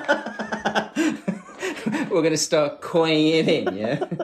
Well, I have to say, because I was thinking about this, and it was the first episode that Judith Hand turns up in. You showed me her website. In fact, it was the first episode of the show, wasn't it? Because we were sat together. Yeah, you showed me her website, and you pointed out the fact that she stated in the blurb, in the bio, that because of her hosting Tomorrow's World, she had a really good knowledge of the medical industry. Yes, and it dawned on me, Russ, that by the time we get to the end of this, we'll be fucking geniuses. There'll be nothing we don't know. And, you're damn right we're going to start coining it in from North Sea gas and oil, because apparently all the technology's out there. You just need to find it. Absolutely. It's all in these it's all secreted around these Tomorrow's World episodes like tasty little nuggets. And we're going to gobble them all up, Russ, aren't we? I just want to say, we're not obsessed. We're not obsessed. It is just a show. Time to get into the oil and gas industry than now, Mark. Yeah, absolutely. Just when everyone's getting out, that's when we get back in. No, this whole piece is fascinating. At the heart of it, at the heart and soul of this whole thing is Michael Rodd, who once again has been sent to somewhere really unglamorous. Not quite as unglamorous as Runcorn, but it's, and I did wonder, actually, as we were watching it there, do you think they all travelled up on their boats that they all learned? or did they get the train? I think I can imagine Willy Wooly with a boat. I can imagine obviously Raymondo with a boat. I cannot imagine Rod with a boat. No. He is Britain's most awkward man. I don't think he'd have the elan to navigate a riggings, let alone, kind of a motorboat. Yeah. Again, the first episode we watched together was 1981. And we both talked about how we did not want to mention Alan Partridge, and I think you even put it in the description. I think, but I'm starting to think we should lean into it now, Mark. Well, he is. Yeah. Or Partridge is. It is absolutely astonishing how much like a real world Alan Partridge he is. Yeah. It's not funny. That's how astonishing it is. What it is. I think the key to it is that he's so uncomfortable in his own skin. And it comes across on the camera, which is exactly, that's exactly what the essence of Partridge, isn't it? Like he's, you can. Everything is there to be seen. He thinks he's hiding it all, but we see it all. And in this one in particular, there was this real sense that at no point did he know what to do with his hands, and he was very conscious of his hands throughout this. Yeah. So there's a brilliant bit near the beginning where I loved it. He does the old slap your hands together and rub them, like the let's get to business kind of motion. Oh, sorry, let's add a bit of context. So it's a really, really wide, long shot, and he's walking across. So this whole piece is set on this kind of giant, dockside construction site, and we see, and it's huge, like it's really, really big, and you see all these segments of oil rigs and various different things being constructed at vast distance from each other. And this shot is really wide out, and it crash zooms into him, and you see he is resplendent in flares and this huge, gigantic, is it a wingtip collar, but with curved edges. Oh, incredible! Absolutely wonderful. And then you're right, he rubs his hands together, and it feels like a natural shot. And then Russ, what happens? It cuts to his profile, and he's still rubbing his hands. He rubs his hands for far too long. It's so unnatural. And you can tell that he's thinking, when do I stop doing this? Yes. And it's obviously painful. These two bits have been filmed separately. So it's a very conscious decision on his part. And by the way, because he's so far away from the camera, it must have taken them 5 minutes, 10 minutes to walk to him to set up the next shot. So I reckon 25 minutes have passed between him rubbing his hands and then him rubbing his hands again. Yeah. It's a real sort of, I think because he's amongst these these rugged, Geordie, roughneck types. He's way outside his comfort zone. He feels the need to do something sort of manly and get down to business sort of that's how it feels. And there's not a giant John Menzies to be seen anywhere. His natural habitats, he is so awkward throughout. But the weird thing is, he's lying at various points, and we throw lying around casually, and what we mean is that the segment is telling us, or in this case Michael Rudd is explicitly telling us he's doing something, and for a fact, not just because we're way into the future here, but just because of the way the shots are structured, for a fact, and just the mere, there's no way he's doing what he's doing, or the fact that if he'd said I'm going to show you how it works, but obviously I'm not going to do it because I'm not an expert, you go, yeah, brilliant. He's pretending to do these things, and it is. Here's the thing, Russ. We're going to see Willy Wooly later on. Yeah. If it was Willy Wooly in Newcastle, and of course he'd never go to Willy, he's never going to be sent there, and he said he was doing it, I might believe him. Yeah, totally. Not Michael Rudd. No. Yeah, because, I tell you why. It's because game recognises game. If that was me up there in Newcastle on an oil rig construction site trying to convince people I was doing something, there is no way anyone would believe me whatsoever. You just know that those fellas took one look at Rod and went, "There's no way he's touching this." Absolutely. You can sit. Feel free to sit in the engine and pretend that you're pressing the buttons, but absolutely no way that we're allowing you to actually do this, because you're going to bring the whole thing down probably. There is a wonderful shot in this, which is chef kiss worthy shot, where, so as he explains, and as I'm sure Russell, it's quite short, so you probably play the whole clip. He talks about how I suppose we should explain it really. So basically it's about Teflon has lined this surface, and they're able to move these large construction sites around this platform, like moving a rock around a chessboard. And there's something really satisfying about it. Actually, it's really epically cool. It's probably over-engineered, and I'm sure within 2 years, technology came along that meant that they could do something completely different. But it looks really cool, and it's quite a sensible way of like.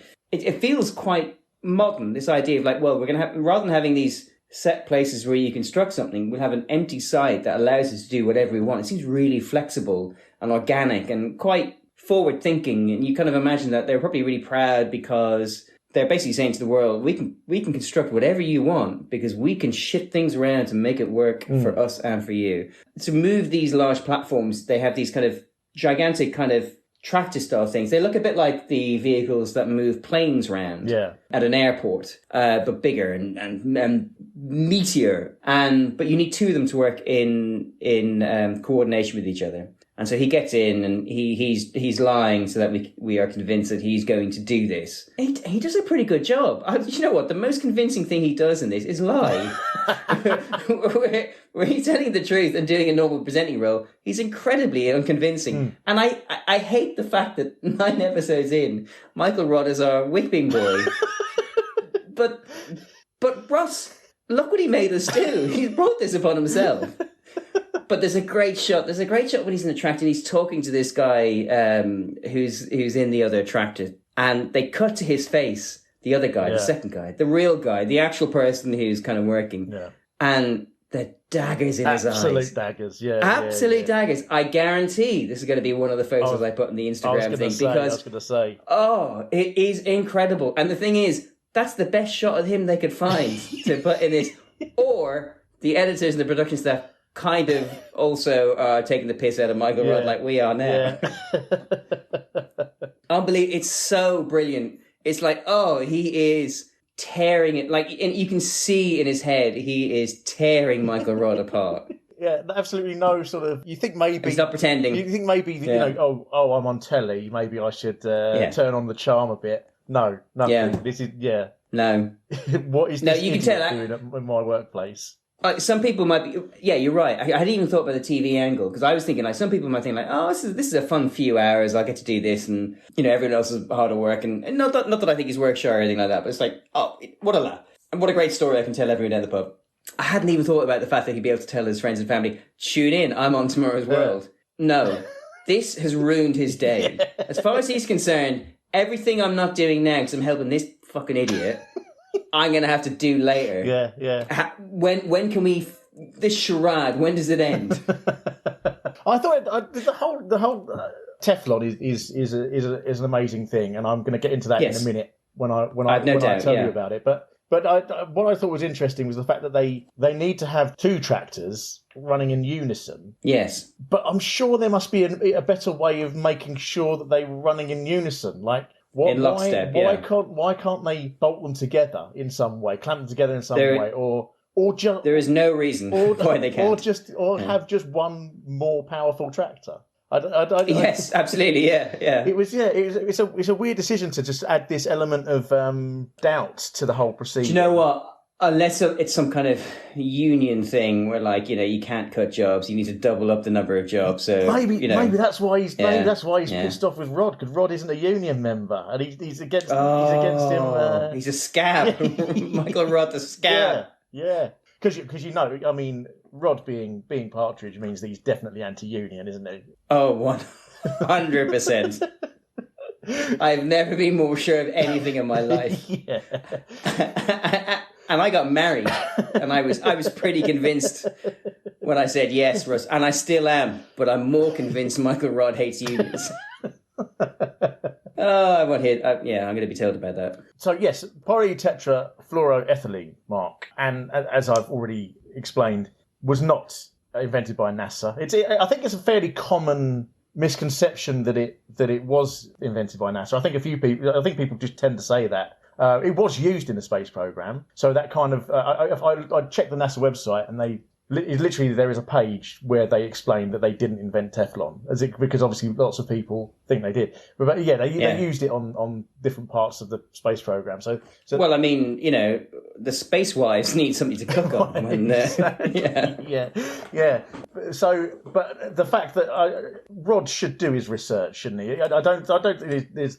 That's quite shocking. I don't think he should be spreading around this misinformation. But PTFE accidentally discovered in 1938 by a man called Roy J. Plunkett, who was working for the DuPont Chemical Company in New Jersey. And he was fiddling about with some chemicals in a gas bottle, and then when he emptied the bottle, sounds safe. Yeah, well, they sort of thing they do, didn't it? Yeah.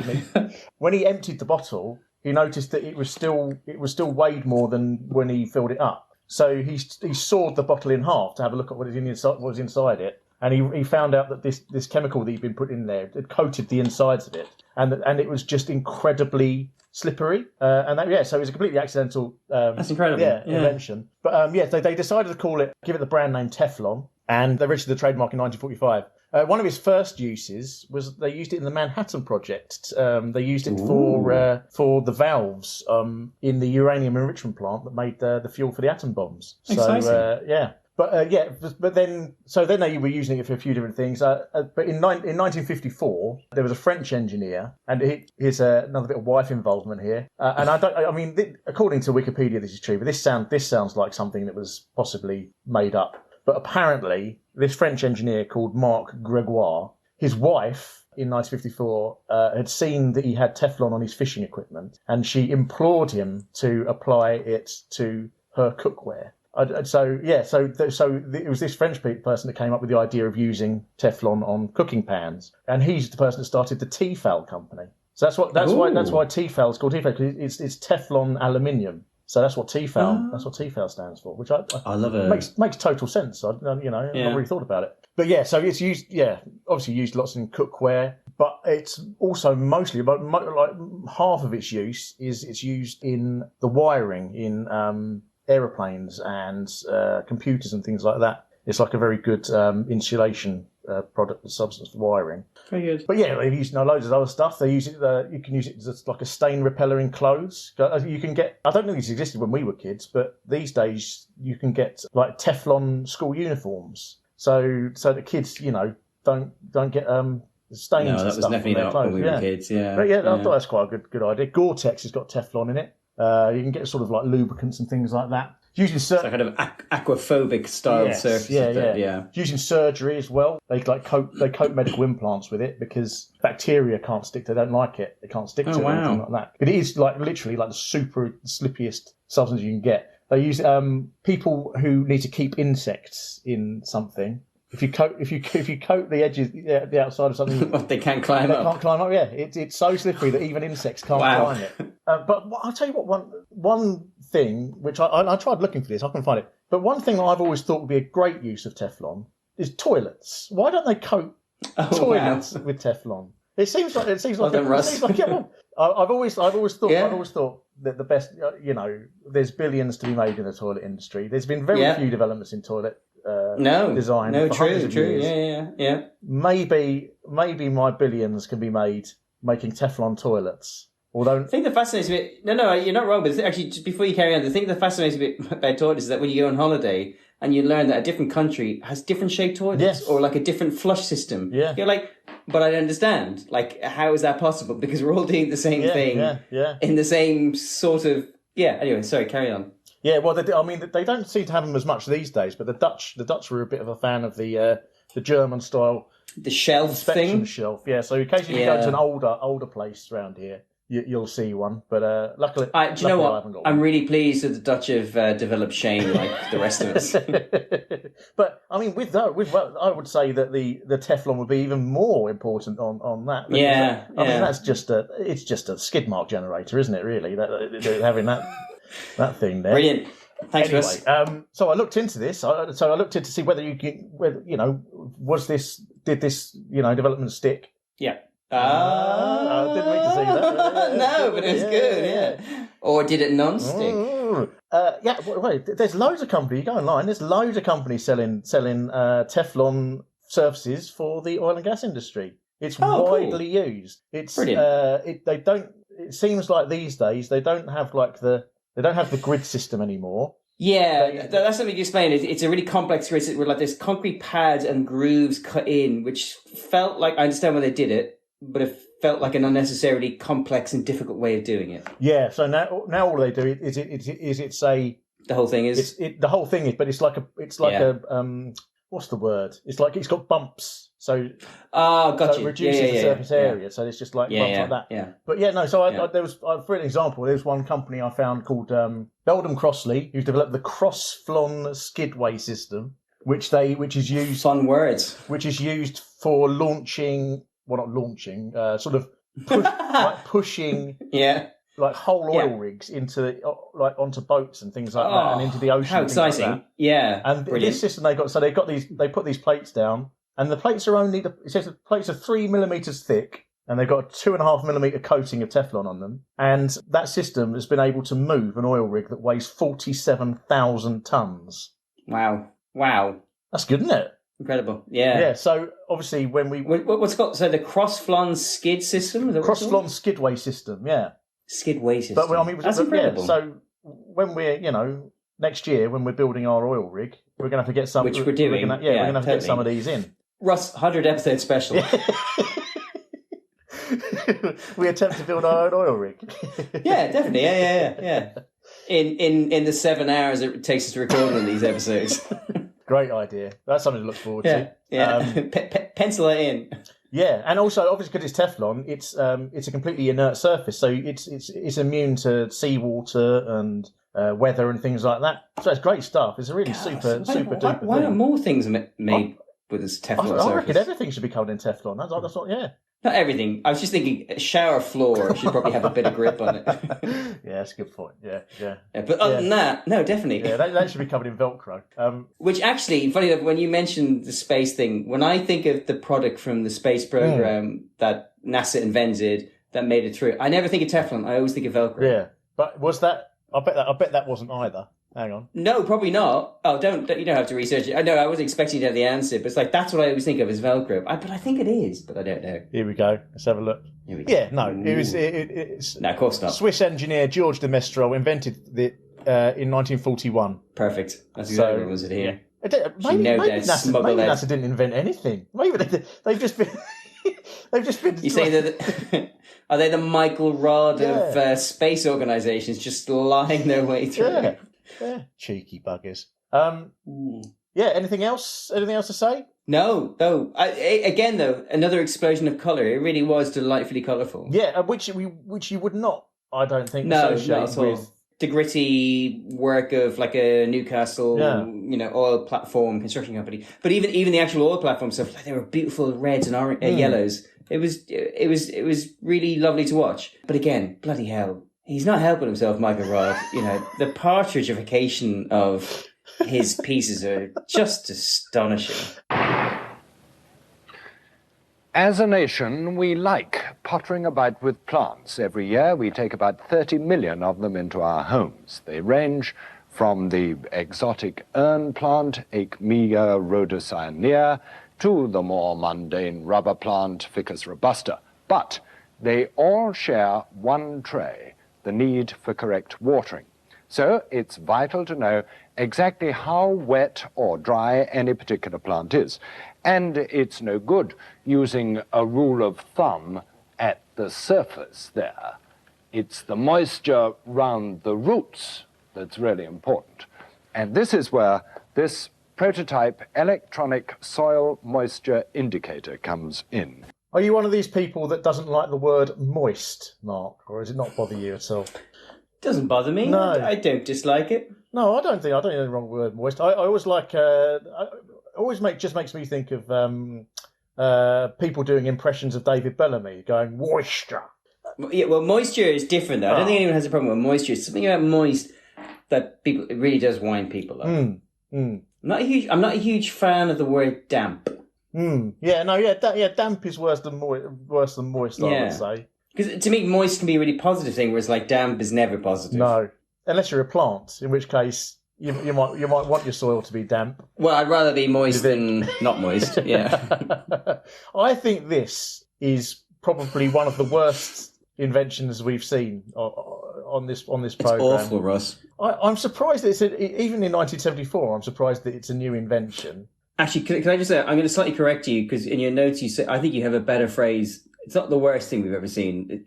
It's the most underwhelming invention. Yeah. Yes. And I think that is absolutely spot on the money. We've seen worse things, but in terms of whelm, going back to all those yachts and boats that we all own, this is so underwhelming. And not least because, like, I get the idea of, like, you know, the rule of thumb, you know, putting your thumb in may not actually reveal whether the plant needs water or not. So the idea of putting a probe in to reveal whether it needs watering or not is sensible. A lot of people love gardening. But then when you actually see this device itself, it's pathetic. Yeah, it really is. It's absolutely pathetic. It's the thing I don't understand is that Raymond explains that it's the way it works, because it works on electrical resistance, obviously, because water makes things less resistant, so changes the current. Yeah. So that makes sense. But that would mean that the resistance isn't a binary thing. It's not on or off. So why maybe you might find it's on or off. Very good, very good. Does that work? I think it does.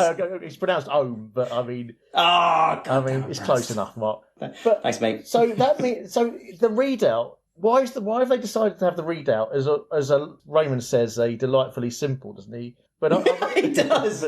Which is a burn. I think a burn in Baxter language. Two lights. They're like saying it's two red lights. Dry. Yeah. Surely, what you want is a needle, like a little speedometer type sort of thing, but you know, different gradations of moisture. Because that must be actually what it's doing. It's really strange. It's a really strange way of illustrating. Yeah, so basically what you have is this kind of long metal stick. Because what he's doing, he has this little kind of display of house plants that's, you know, like a meter wide. I don't know how many plants are there, 6, 7 or something. I don't know. And he gets a 20 centimeter long metal probe, and at the top there's this kind of trapezoid style structure. And what it is basically is like it's a box with like a shield around it, because there are two little small red lights that are so dim. They actually have to lower the studio lights so that you can see them. But the implication is also that actually you need that shelter so that you can see them. And it's just, I mean, it feels homemade. Yeah. Like it just, you know, I know in the episode we don't talk about, there is, it felt like the gadget show where all we were seeing was products you could purchase rather than technology that was indicating something. It was like, this feels even more embryonic than that. Like this feels like somebody has just knocked this up and it might be something, and immediately tomorrow's world of broadcast. This is almost, if anything, this is too cutting edge. It could almost be somebody's A-level science project. I'm sure Yamaha are well interested. Yeah. And the thing that got me is like, there are, you know, I think you're right, not least because I think, you know, if you're the kind of horticulturalist who's going to buy this, you have a real interest and passion for plants. So actually, you're right. That kind of scale, that kind of, you know, that kind of scale that would show you the gradation of moisture within the soil. It's probably actually much more useful than something that says whether it's wet or dry. Yeah. And the thing that got me is like, but then for the homeowner who just wants to stick it in, there's two red lights. It's like, why isn't there a green light and a red light? Or a blue light and a red light? Why are they both, you know, like blue light, wet, red light, dry, put water in? But so there's two red lights. So what if you're holding it upside down? Yeah. I don't know. And the thing I loved actually, to show you initially that it works, he puts it into a pot of water. But they've given him a really shallow pot. So he has to lean it, he has to tip it. So all the water comes out and just spreads across the countertop. You can imagine it sort of like leaking, then just pouring off the table, and then just going across the studio towards like some really, really dangerous. Absolutely around the camera. Yeah, totally. I think I do think what saves this segment though, and doesn't make entirely huge waste of time, is the vibrancy of those plants. Yeah, I know we're going on about this, but they look fabulous. They've picked some. It's an array of indoor plants, but they've picked some absolute beautiful sort of specimens. And there's like a lovely big pink one, big flower, and the greens are really, really popping. You practically have to put sunglasses. I believe the word might be verdant. Yeah. It just so fresh and alive. Can I also say, when we were discussing about the show earlier, and I was talking about how, like, I think it was weirdly edited, and I mean that in terms of like a show editor rather than like somebody who's. This to me is where the show.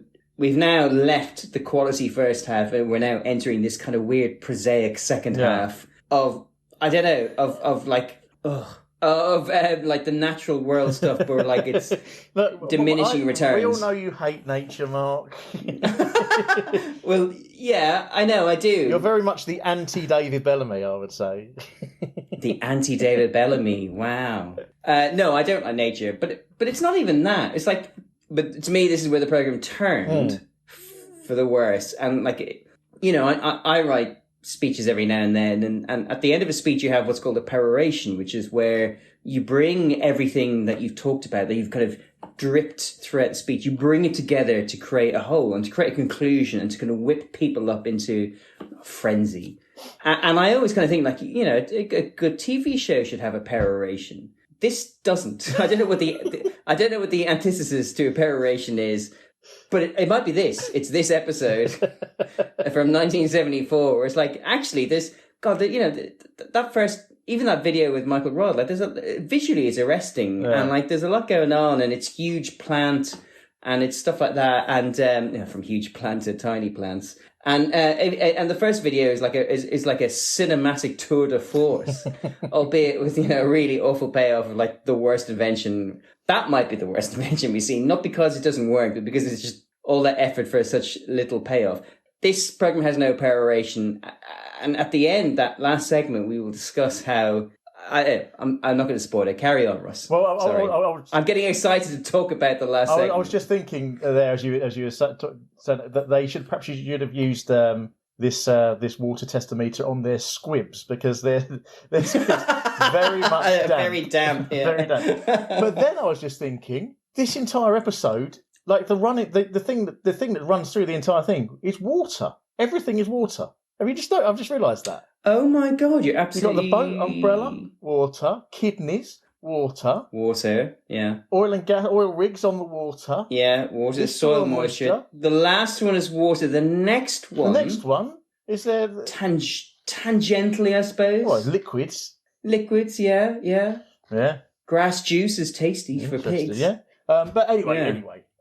No, good shout though. That's really interesting. Of course you can get one. Of course you can buy these days. Its proper name is a soil hygrometer.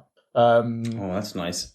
There's thousands of different ones you can get on Amazon. The top seller, the Amazon's Choice, or the top pick, whatever it's called. $9.95 you can get one. And guess what, Mark? Yes, Russell. It's not 2 red lights on there. No. It's funnily enough, it's a needle. It's a needle and gradations telling you exactly how much liquid there is in there. So yeah, in terms of inventions that actually exist, it's a full success. But well, then I tell you what, let's be really positive and say this was the start of something big. Yeah. There we go. We saw this first. Well done. Thanks, Ray. Recently, farmers have been making a fuss over the dramatic increase in the price of animal feedstuff. Now, this is not a problem peculiar to Britain. A world protein shortage has led to renewed interest in less conventional methods of finding food for animals.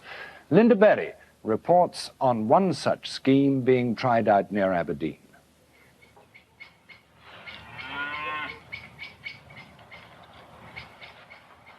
The green grass of home.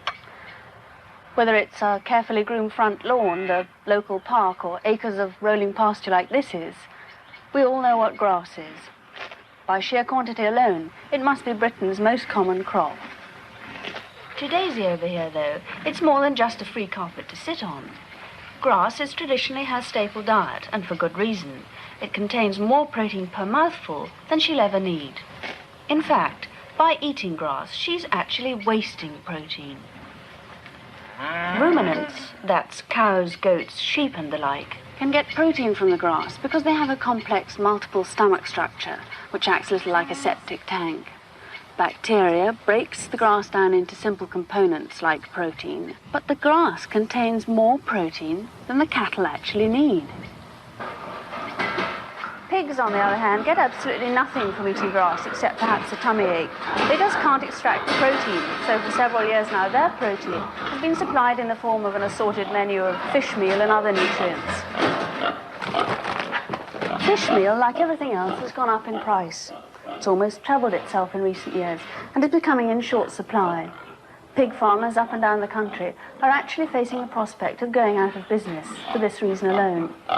The answer would appear to be to give the cattle less grass protein and get the pigs to eat what's left. Back in 1936, an engineer developed this machine for pressing grass. It's a sort of cross between a giant mincer and a corkscrew. The grass, freshly cut, is fed in here, and the squeezed grass is forced out of the end onto the conveyor belt. And the juice is collected down here. Both this juice and the squeezed grass contain protein. Apart from a brief revival in the 50s, the machine was as good as forgotten for almost 30 years. Rumour has it that it was even pushed into war service, making carrot juice for our pilots. Was that giving you, seen the images of pig slaughter made me hungry, Russ. In the book there? You were getting flashbacks there when we saw that bit. Yeah, absolutely. Yeah. It's cows in their unnatural state of being alive. That's what I was thinking. It's like I remember when I learned about energy, potential energy and kinetic energy. And potential is the roller coaster that climbing to the top of the apex of the curve, and then kinetic is when it falls down. Yeah. I was thinking, like, you have bacon, you have potential bacon, and then you have kinetic bacon. And all this is, it's all about the potential bacon. What I want is that delicious kinetic bacon. or rashes of green bacon, she said. Yes, absolutely, yeah. I mean, are pigs like flamingos in that they change colour according to what they eat? I mean, that would be a fascinating thing to discover. Yeah, so once again, I know we keep saying it, incredibly vibrant. She's sitting in the countryside, and I've never seen grass so lush. It's fabulous. Blue skies, and she's having a little picnic in the countryside. It looked to me like the sort of the image you might see on like an early 70s country and western album. That sort of hair, the way she's dressed, and this sort of this country scene behind her. But this is Lynda Berry. We've not come across Lynda Berry before. No, not at all. And I wrote in the notes when I first watched this. What did I write? Where is it? You wrote, I'm writing this before I do my research, but I'm going to bet my kidneys, which I assume is a clever play at the fact that I'm going to bet my kidneys on... are clearly the most valuable part of absolutely. Thing I own. Well, earlier you described this as being 110% effective or something like that. I'm going to bet my kidneys on there being almost no record of Lynda Berry's existence on the internet. Yes, Mark. And yes. You're going to tell me all about Lynda Berry now. I know. I know I'm insufferably smug at the best of times, but guess what? Almost no record of Lynda Berry on the internet. Is that almost doing a lot of heavy work there? Yes. Well, no, because here's the thing. Because there is on the Wikipedia page, there's a list of the presenters, and because I wanted to look up when Michael Rudd started, I noticed Lynda Berry's name's not on there. Really? Yes. Wow. On the conclusive list of tomorrow's world presenters, there's no Lynda Berry. I did try. I managed to track down a little bit of info about her. Oh, exciting! For a start, it's Lynda with a Y. Yes, but it's one of those. It's one of those situations where the scant amount of information about her that exists on the internet is then replicated across the internet over and over again. You can only find out very, very small fragments, and you have to go to lots of different websites. But from what I can gather, she was a news reporter on ATV and then TVS. But then there's literally no mention of her in connection with Tomorrow's World whatsoever. So I have no idea how many segments she presented on this programme, or how long she was on it for. Could not find that out whatsoever.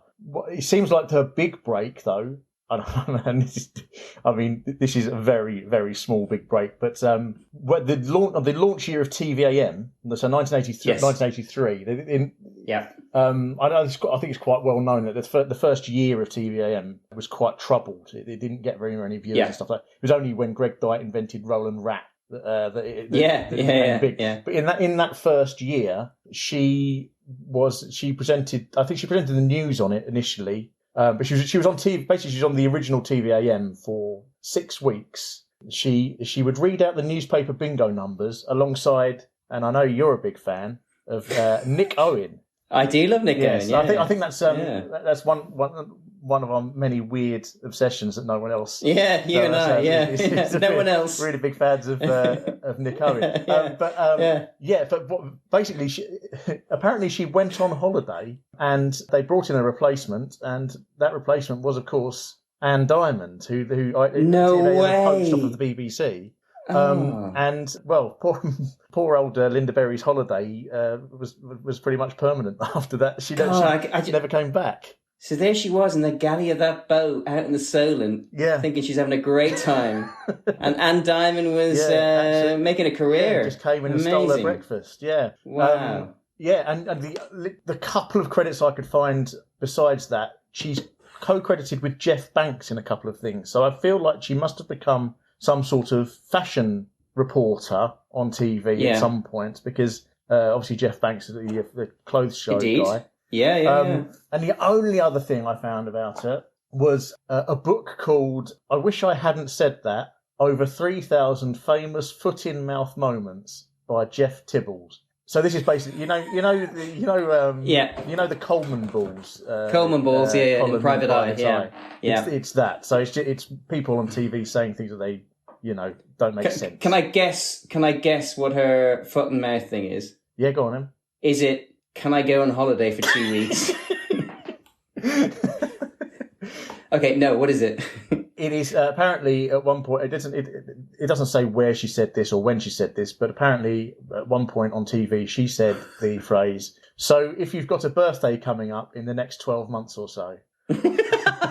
Okay, I mean that's small fry nonsense, but it is still quite witty. Yeah. So that's Lynda Berry, our most mysterious presenter so far. Like really, nothing about her. I hope she's doing well. That's exciting. I hope to see more of her. Yeah, I suppose you don't know when she was born or when she died, or if she went to grammar school. She looks very young here. I think she looks like she's in her early 20s, doesn't she? She looks very young. She's kind of glamorous. Yes. Like she's. Like you described, I think your description there for you said it was like the grass was so green. It was like a country and western album. She herself is kind of like a glamorous 60s folk singer. Yes, Peter, Paul, or Mary. I'm assuming Mary from Peter, Paul, and Mary. That's kind of. She has a kind of but then like she's so proper. Yeah, it's very kind of like really proper. almost out of time. Like even for 1974, It's dangerously close to like Chumley Warner sort of. Do you know who she reminded me of? Not just in terms of how proper she was and how it was that lovely economist from the 1965 episode. Yeah. Yes, absolutely. That crisp, clear, proper. She almost doesn't work in this because she's so. But actually, she dives right in. Actually, she dives in hands first. As we'll see throughout, like she's quite happy to pick up anything. Yeah, but I mean, yes, she's a bit very hands-on. A bit, yeah. I mean, I don't want to get all Sigmund Freud in here, but yeah, there's some sort of probably as a baby liked making mud pies and things like that. That sort of like there's some children that like shoving their hands in their own nappy and things like that. I think she was probably one of them because she is sticking her hands in everything. The big bag of fish meal, just hands straight in there, just rubs fish meal all over her hands. I imagine fish meal probably doesn't smell great. And then immediately afterwards, she's got all this grass stuff. Absolutely, her hands absolutely filthy, just covered in green all over the place. Yeah, I mean, you'd have heard it at home, but because it's actually quite one of those segments is quite self-explanatory in terms of like the voiceover. It's not. There are visual elements, but basically she's talking about what it is. Yeah. And they're trying to make grass into something that can be fed to animals because there's a protein shortage. And you rightly point out in the notes, there's a worldwide protein shortage. I've never in my life heard of this in 1974, but apparently there is. I mean, there's not enough protein. How does a protein shortage even manifest itself? I mean, it's. I don't know. Animals are made of protein. Yep. So but other things are as well, like eggs. There's protein in egg. Well, I suppose that's a proto animal. It seems like the problem is that cows plenty of protein. They because they just eat some grass. Yeah. Got more protein than they even need from that grass. Poor old piggies. Poor old piggies. They just can't eat grass. They can't eat grass. It might give them a tummy ache. Rude. A little tummy ache, as Lynda says. So their protein needs need to be addressed. But I mean that's just surely that just means that there's likely to be a pork shortage, not a protein shortage, because you can. Well, that was my feeling as well. Yeah, you can eat cows. You don't need to eat pigs. No. It's a very. So let's get into it, because there's some weird things that happen in this, and there are some interesting things that I don't think count as BBC lies, but more kind of a cultural lie that was allowed to linger that maybe we now know the better of, which we'll address in a second. First thing I want to point out is, like, she talks about the cow. She talks about how the ruminant has this kind of sequence of stomachs that enable them to process grass. I have never in all my life ever heard, because she just chucks this out casually. I have never heard the analogy of a cow's stomach system being the same as a septic tank. And she just says it really casually. Like, we all know it, and we're also still happy to drink milk and eat beef, even though we're basically eating the products of a septic tank. It's so weird. Is she using rhyming slang there? And she's actually referring to an American septic tank. It's rhyming slang for American, isn't it? Septic tank yank. A septic tank yank, yeah. I don't know. I hadn't thought about that, Russ, to be honest. Yeah, it's the first time I remembered that rhyming slang for a while. It was so weird. She just says it so casually. Yeah. Like, oh, well, we all know it. It's like, really? I don't. And septic tanks are everywhere, but of course they might be, I suppose, at that point. But yeah, that to me was odd. It was a weird analogy, but definitely not a good one. No, certainly not pleasant. No. And I will also say, throughout this piece, as you will have heard, she is joyously, in my mind, having to speak loudly over loud sounds. Not once, but twice. Once over the pigs, who are obviously protein deficient, so they're whinging and moaning. And then later on, in a much more traditional way, having to speak loudly over this mill, this plant machinery that's churning this grass. And she is really, like, it would have been very easy for her to step back, have the machine in the background so that we can see it working. No, not for our Lynda. Her head is right in there, right over the loudest machinery, and she's screaming her delightful little proper heart over it. And we also, you and I noticed something which I wondered. So this now is when, part of why we ordered it is because, I suppose, especially for those who've joined later, our idea was always like, we grew up loving Tomorrow's World, and we still love Tomorrow's World, and we really do love Tomorrow's World. I really loved it as a kid. And as a kid, I loved it because it was constantly full of promise, constantly full of promise as to what the world might be. And the world was always going to be better than it was right now. Yeah. And so, the reason we're doing this is the reason we're auditing these episodes is because how much of that was lie? It was pure lie. Not that they were necessarily, they knew it wouldn't happen, but just like how much of that promise never came to fruition. What's interesting is that we're also auditing the way television worked. Yeah. And there's a moment in this where Lynda is clearly and obviously ADR'd. Yes, totally. Yeah. She's recording her audio later because it wasn't captured properly in camera. And it is appalling. So much so that when you watch it and you see her gambling through a field, it looks like she's just narrating over her walking through a field of cows. And it's only when the audio cuts back in, when it's a close-up and she's in the field, do you realise they think they've got away with it. They think no one's going to notice. And that is a reminder of maybe people just weren't as aware of how television is made, but they think they got away with that, but they did not, Russ. And I'm glad to hold their feet to the coals. Because 46 years later, they very clearly try and make it seamless, don't they? Because they really do. They try their best. Cut is done not mid sentence, but basically it flows. It's quite a good like a good job in terms of getting it to flow together. It's just that the sound quality is so wildly different. So different. I noticed. I spotted this time when the cut happens. So it's initially a long shot of her walking through a cow field, and then it cuts to her, and she's kind of kneeling down in the field and kind of pulling the grass up, and the camera pans up. The cut, when it goes back to the actual audio, is just before we see her face. So, which is very clever. Yeah, because then I don't have to match the mouth movements, I guess. Yeah, absolutely. Very smart, but it is still, to my ears, quite blatant. I wonder why they needed to do that, because there's been other ones. Like, for example, I remember in the 1975 one, we actually commented on Raymond was standing at the top of a tower block talking to the camera, and we were going, how have they managed to get that? Because he sounds perfectly clear, but it doesn't sound like it's ADR'd over the top. Yeah. So they clearly had the technology to do it, but for some reason, they did. Yeah. For some reason, with this one, I wonder what happened. Something didn't work, I assume. Yeah. Maybe the cows are all mooing, but then I mean, it's not like that. Oh. But they're worried about talking over other mouths, are they? So that's true. As well, we know they don't care about that kind of thing. Going back to the talking over loud things thing. As far as I'm aware, it's only the female presenters we've ever seen that have had to talk over a loud thing. I don't think any of the male presenters have ever had to do it. I think they're the most egregious examples, but I do remember Peter McCann, when he's on site, he talks over loud machinery when he's down the Channel Tunnel. Stepped in front of the train, didn't he? Yes, but he's the only male example I can think of. Yeah. I think in general, you're absolutely right. Whether that is purely coincidence, I don't know. I'm assuming so. Does Howard ever talk over loud machinery? I don't think so. No.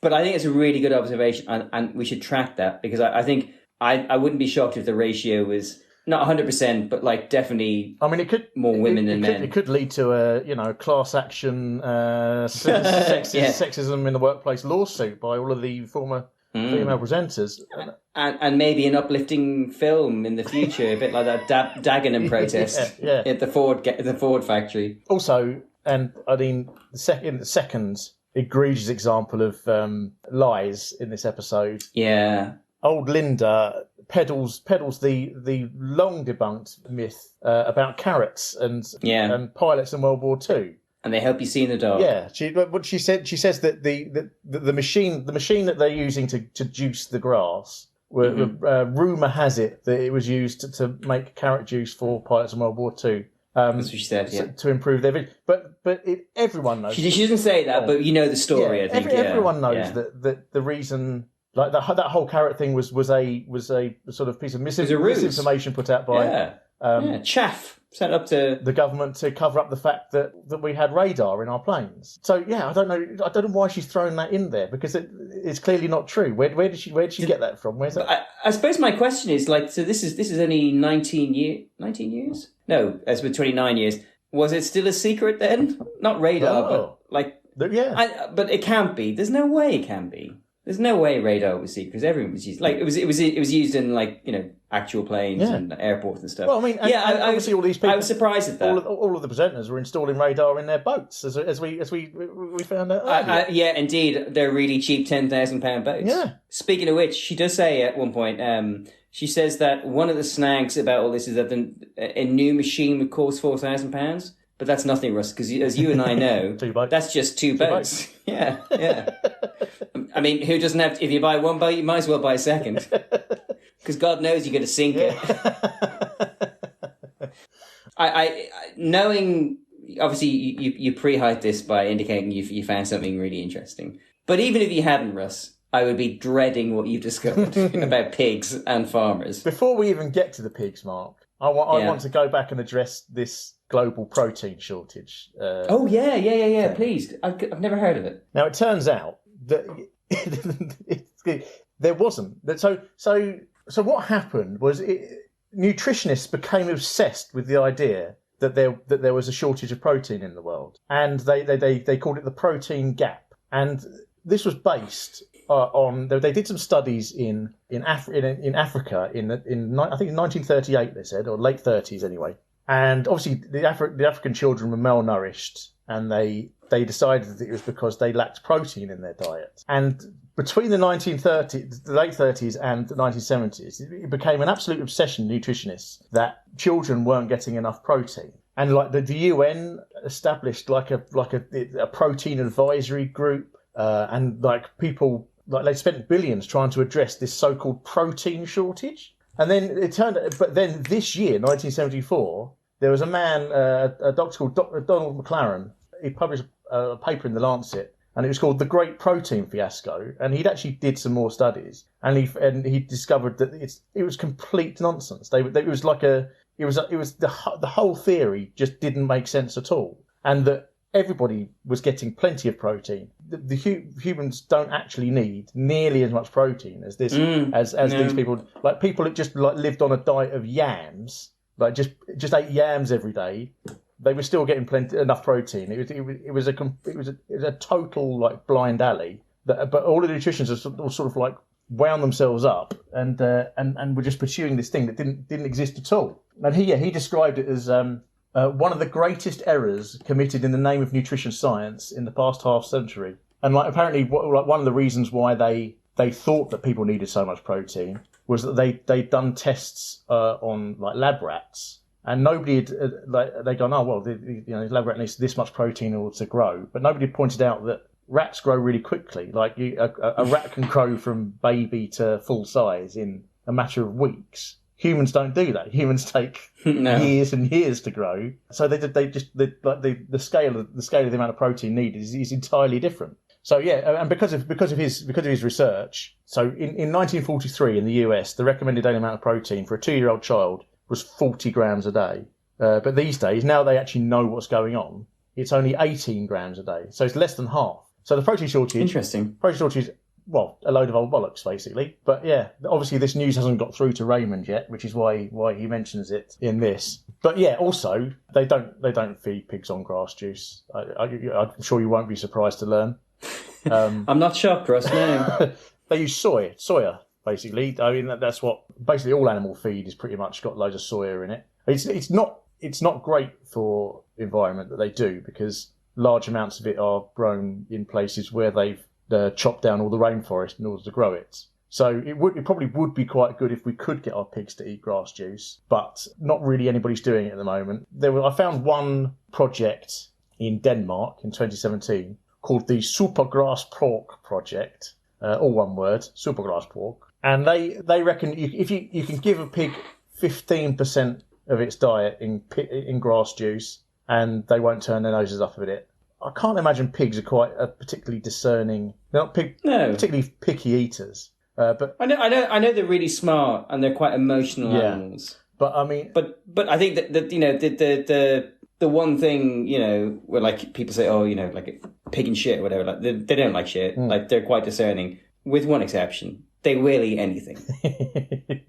I mean, famously, and I feel like that's stuck and it's true. Yeah. But even they, you give them too much grass juice, they turn their noses up at it. That's fine. I can't blame them. So before you get to that, sorry, I was just thinking, like, that whole thing we were talking about, the protein gap, and the fact that it was this one fact that had been kind of spun out, really made me think of the 1976 episode, the Vancouver, the habitat, and how that was predicated on that fear in the 70s of overpopulation, where like they took one statistic about how the population expanded and they extrapolated it out, and all of a sudden, within X number of years, we'd all be. I looked up I was looking up the notes that we made from that episode, because Woollard is in Toronto, doesn't he? And he ends a piece by saying, because he's talking about the overpopulation, he's talking about, this fear of how the city in the future will be. And he goes, like, we can think in terms of the beautiful city of the year 2000 being something like an impoverished shanty town with roads and sewage and water. Yeah. And this reminds me, that the protein gap reminds me of that, where it's like there was, for whatever reason in the mid-70s, they were genuinely scared of what might happen, but like it really seem to have dug deep into society for a period. Yeah. I mean, don't get me wrong, we've got our own fears now. Maybe they're more founded. But yeah, sorry, it just reminded me of that kind of overpopulation. And then I was thinking, it's like, oh, this is like Soylent Green. And so Soylent Green connects both the protein gap and overpopulation in one seamless, synergetic way. Yeah, it does, doesn't Forgive it? me. Yeah. Also, and I suppose I like tying these episodes together. In my head, I like to think there's going to be some meta-narrative we're going to arrive on. Yeah. Some overarching, narrative that only you and I will discover. Yeah. That, like, Tomorrow's World was secretly authored over all these decades. And when you see that grass being processed and the mulched, yes, and that green juice coming out, all I could think of is that there was like a massive fad for wheatgrass smoothies. Was it about 5 years ago, something like that? 5-10 years, maybe the beginning of the 2010s. I don't know, something like that. Yeah, definitely, there really was. You're right, it was everywhere. Yeah, I just imagine people, going, right, well, this is big business. I'm going to get into the wheatgrass smoothie business, and like buying themselves a machine and all that, setting up. Yeah, I can't imagine anybody. Can you still buy a wheatgrass smoothie? I imagine they taste disgusting. I don't think I've ever tasted one, but it must be awful. I mean, if they can't be. I always assume they fell into the category, it tastes bad, so therefore it must be good for you. Considering as I've just said, even pigs don't want to eat. Yeah, absolutely. I don't know what the difference between wheatgrass and grass is, but I imagine they probably taste the word wheat. Similar. Yeah. So while I was tell us more. Go on. While I was like looking this sort of stuff up, I found myself on the Wikipedia page for intensive pig farming. Right, he had his own page. Brilliant. And I don't know. I've got a feeling that whoever writes or moderates the Wikipedia page on intensive pig farming don't think they really think intensive pig farming is a good idea. Okay, I'm listening. I don't think there's any positives highlighted in the article, but everything seems to be sourced. So I'm just going to read. I'm just going to read a little extract. And the funny thing is that I read this article about 20 minutes after having just eaten a spaghetti carbonara that I'd made with lots of bacon in delicious. it. And it did make me feel slightly guilty. Wow. You say that. Brilliant. I love it. So, yeah. Country boy himself. Artificial insemination is much more common than natural mating, as it allows up to 30 to 40 female pigs to be impregnated from a single boar. Workers collect the semen by masturbating the boars, then insert it into the sows via a raised catheter known as a pork stalk. Boars are still physically used to excite the females prior to insemination, but are prevented from actually mating. When confirmed pregnant, sows are moved to farrowing crates with their litter and will spend their time in gestation crates from before farrowing until weaning. Injections with a high availability iron solution often are given. The sow's milk is low in iron. Vitamin D supplements are also given to compensate for the lack of sunlight.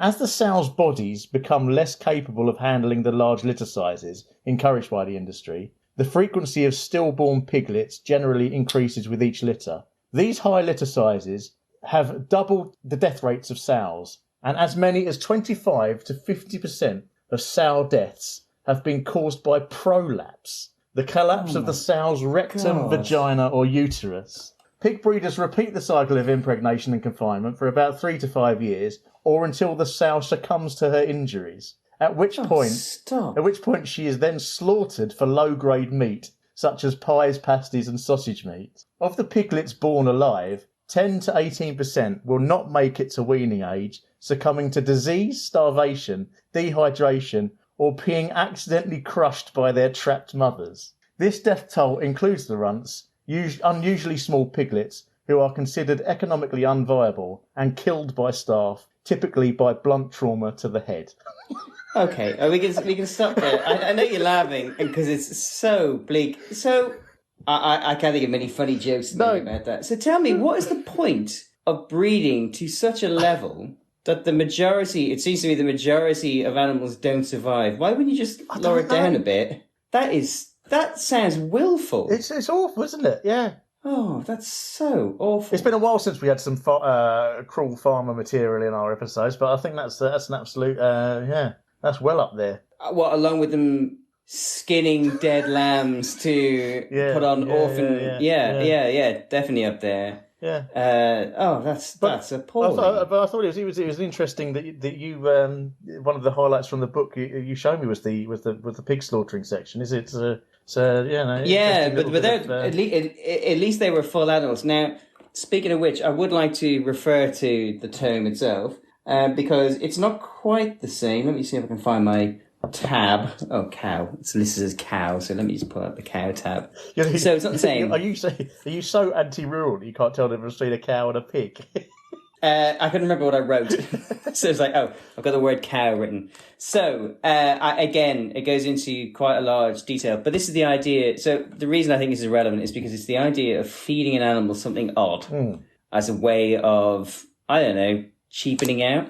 And it's entitled, so children, lean in with me now. I'm going to read from the book. Simply entitled, Cows Fed on Paper. While we could not make much use of paper in our stomachs, we do not have the gastric juices to cope with cellulose. Cows do. The ruminant stomach, such a voce, obviously, like a septic tank. Yeah.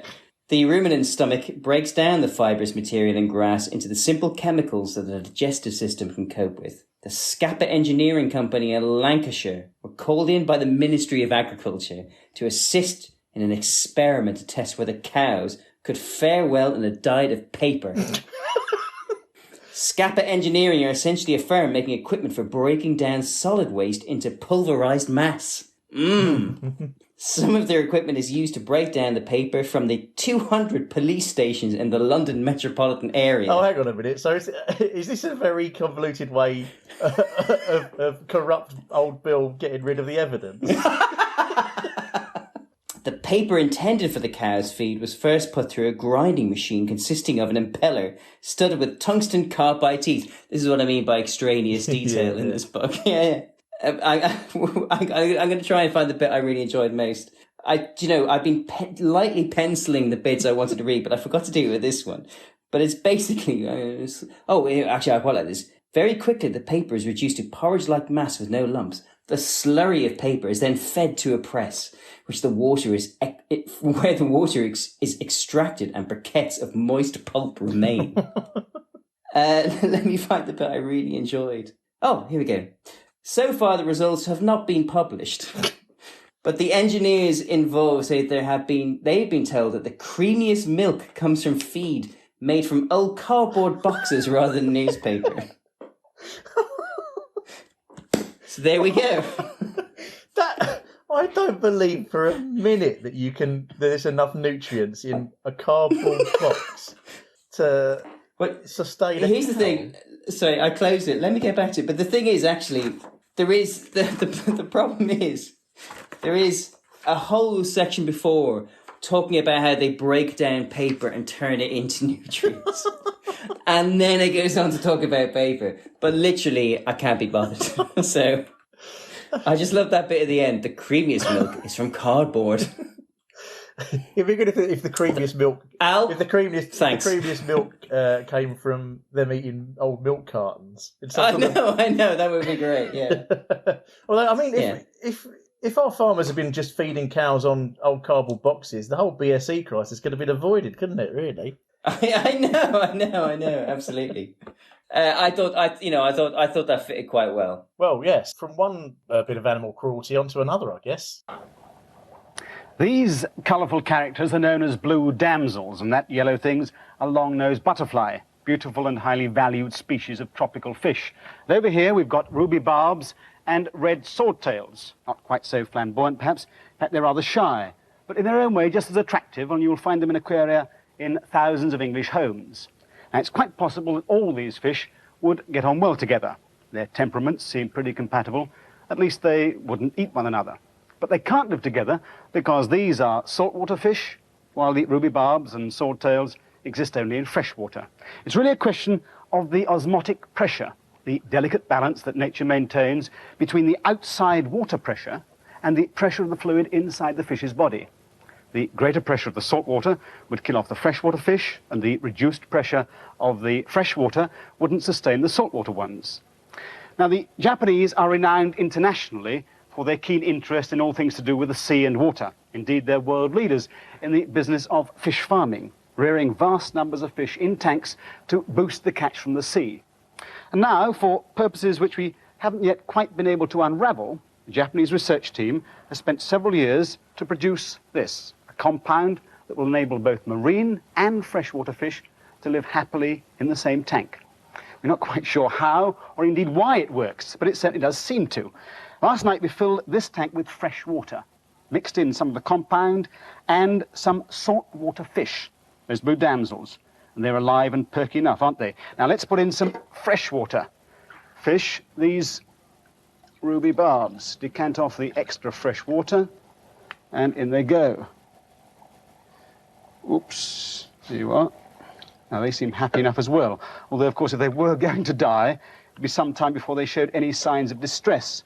Now, Mark, throughout this episode, you've gone to great pains to point out how thorough that Tomorrow's World book is that you've got, and how very thorough, how everything is explained in probably almost too much detail. Yes, yes, absolutely, yeah. So I've learned too much, and I think probably the other segments that we've seen today have all been pretty well explained. There's no stone unturned regarding what was going on. So the contrast with this segment is incredible. Willy Woolley is at great pains to tell us that he hasn't got a clue what this thing is, why it exists, how it works, and it's like he not only does he not know that, he seems to be quite pleased with the whole fact that it's like some sort of joke to him or something like that. It's very strange. Yeah, it's a very strange Tomorrow's World way of approaching the subject. And the only thing I could suggest that possibly is a slight anti-Japanese bias running through it. This is what I meant when I was talking about like an anti-peroration. It's like this is the most Tomorrow's World thing I've seen for a while. Like, you're right. They don't know why. They don't know what for. They don't know how. But by God, they're going to broadcast it anyway. And they could have asked. Yes. Why didn't they ask? Somebody sent them this. Ask. To me, ring him up. What it seems to me is that those Japanese, they're so inscrutable, so mysterious that my God, we can't possibly, ask them or get an answer out of them. Well, here's the thing. Now, you correct me if I'm wrong, but up until recently, and certainly at the time, there was something called the BBC Monitoring Unit. And the BBC Monitoring Unit was a part of the BBC, but it was also a part of the intelligence capability Britain had. But basically what it was that there's this lovely country house somewhere out in the woods in, I don't know, the home county somewhere, that took in television from all around the world. And as a result, it's chock full of people who speak a foreign language. I think the Japanese, now I'm going to put this out there, Russ, you put me back in my box if I'm speaking out of turn here. I think the Japanese are less inscrutable if you speak Japanese. I think they're actually quite friendly and you might be able to understand them. So my suggestion is you ring up the BBC Monitoring Unit and say, hey, you there, the one who speaks Japanese, can you find out why they've done this? I mean, and they go like, yeah, of course, I'd be delighted. Let me just ring up NHK in Tokyo and, do you know what? It makes perfect sense. Here's why they did it.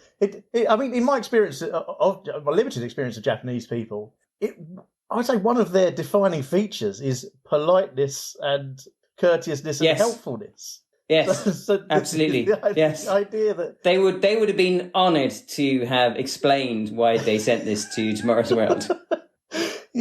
So it comes across that just Willy Woolley, and I'd say I'm very surprised to see him even appear. I thought we'd had our fill of I thought it was just going to be the three presenters. Because he seems almost extraneous. I mean, Raymond could have done this bit. He's in the studio. Studio, absolutely. But so bonus Willy Woolley at the end. It's almost like he has something of a grudge against the Japanese, and so he's throwing out these sort of slightly barbed criticism of them. But all he's doing is undermining the whole segment. It's like, it's pointless.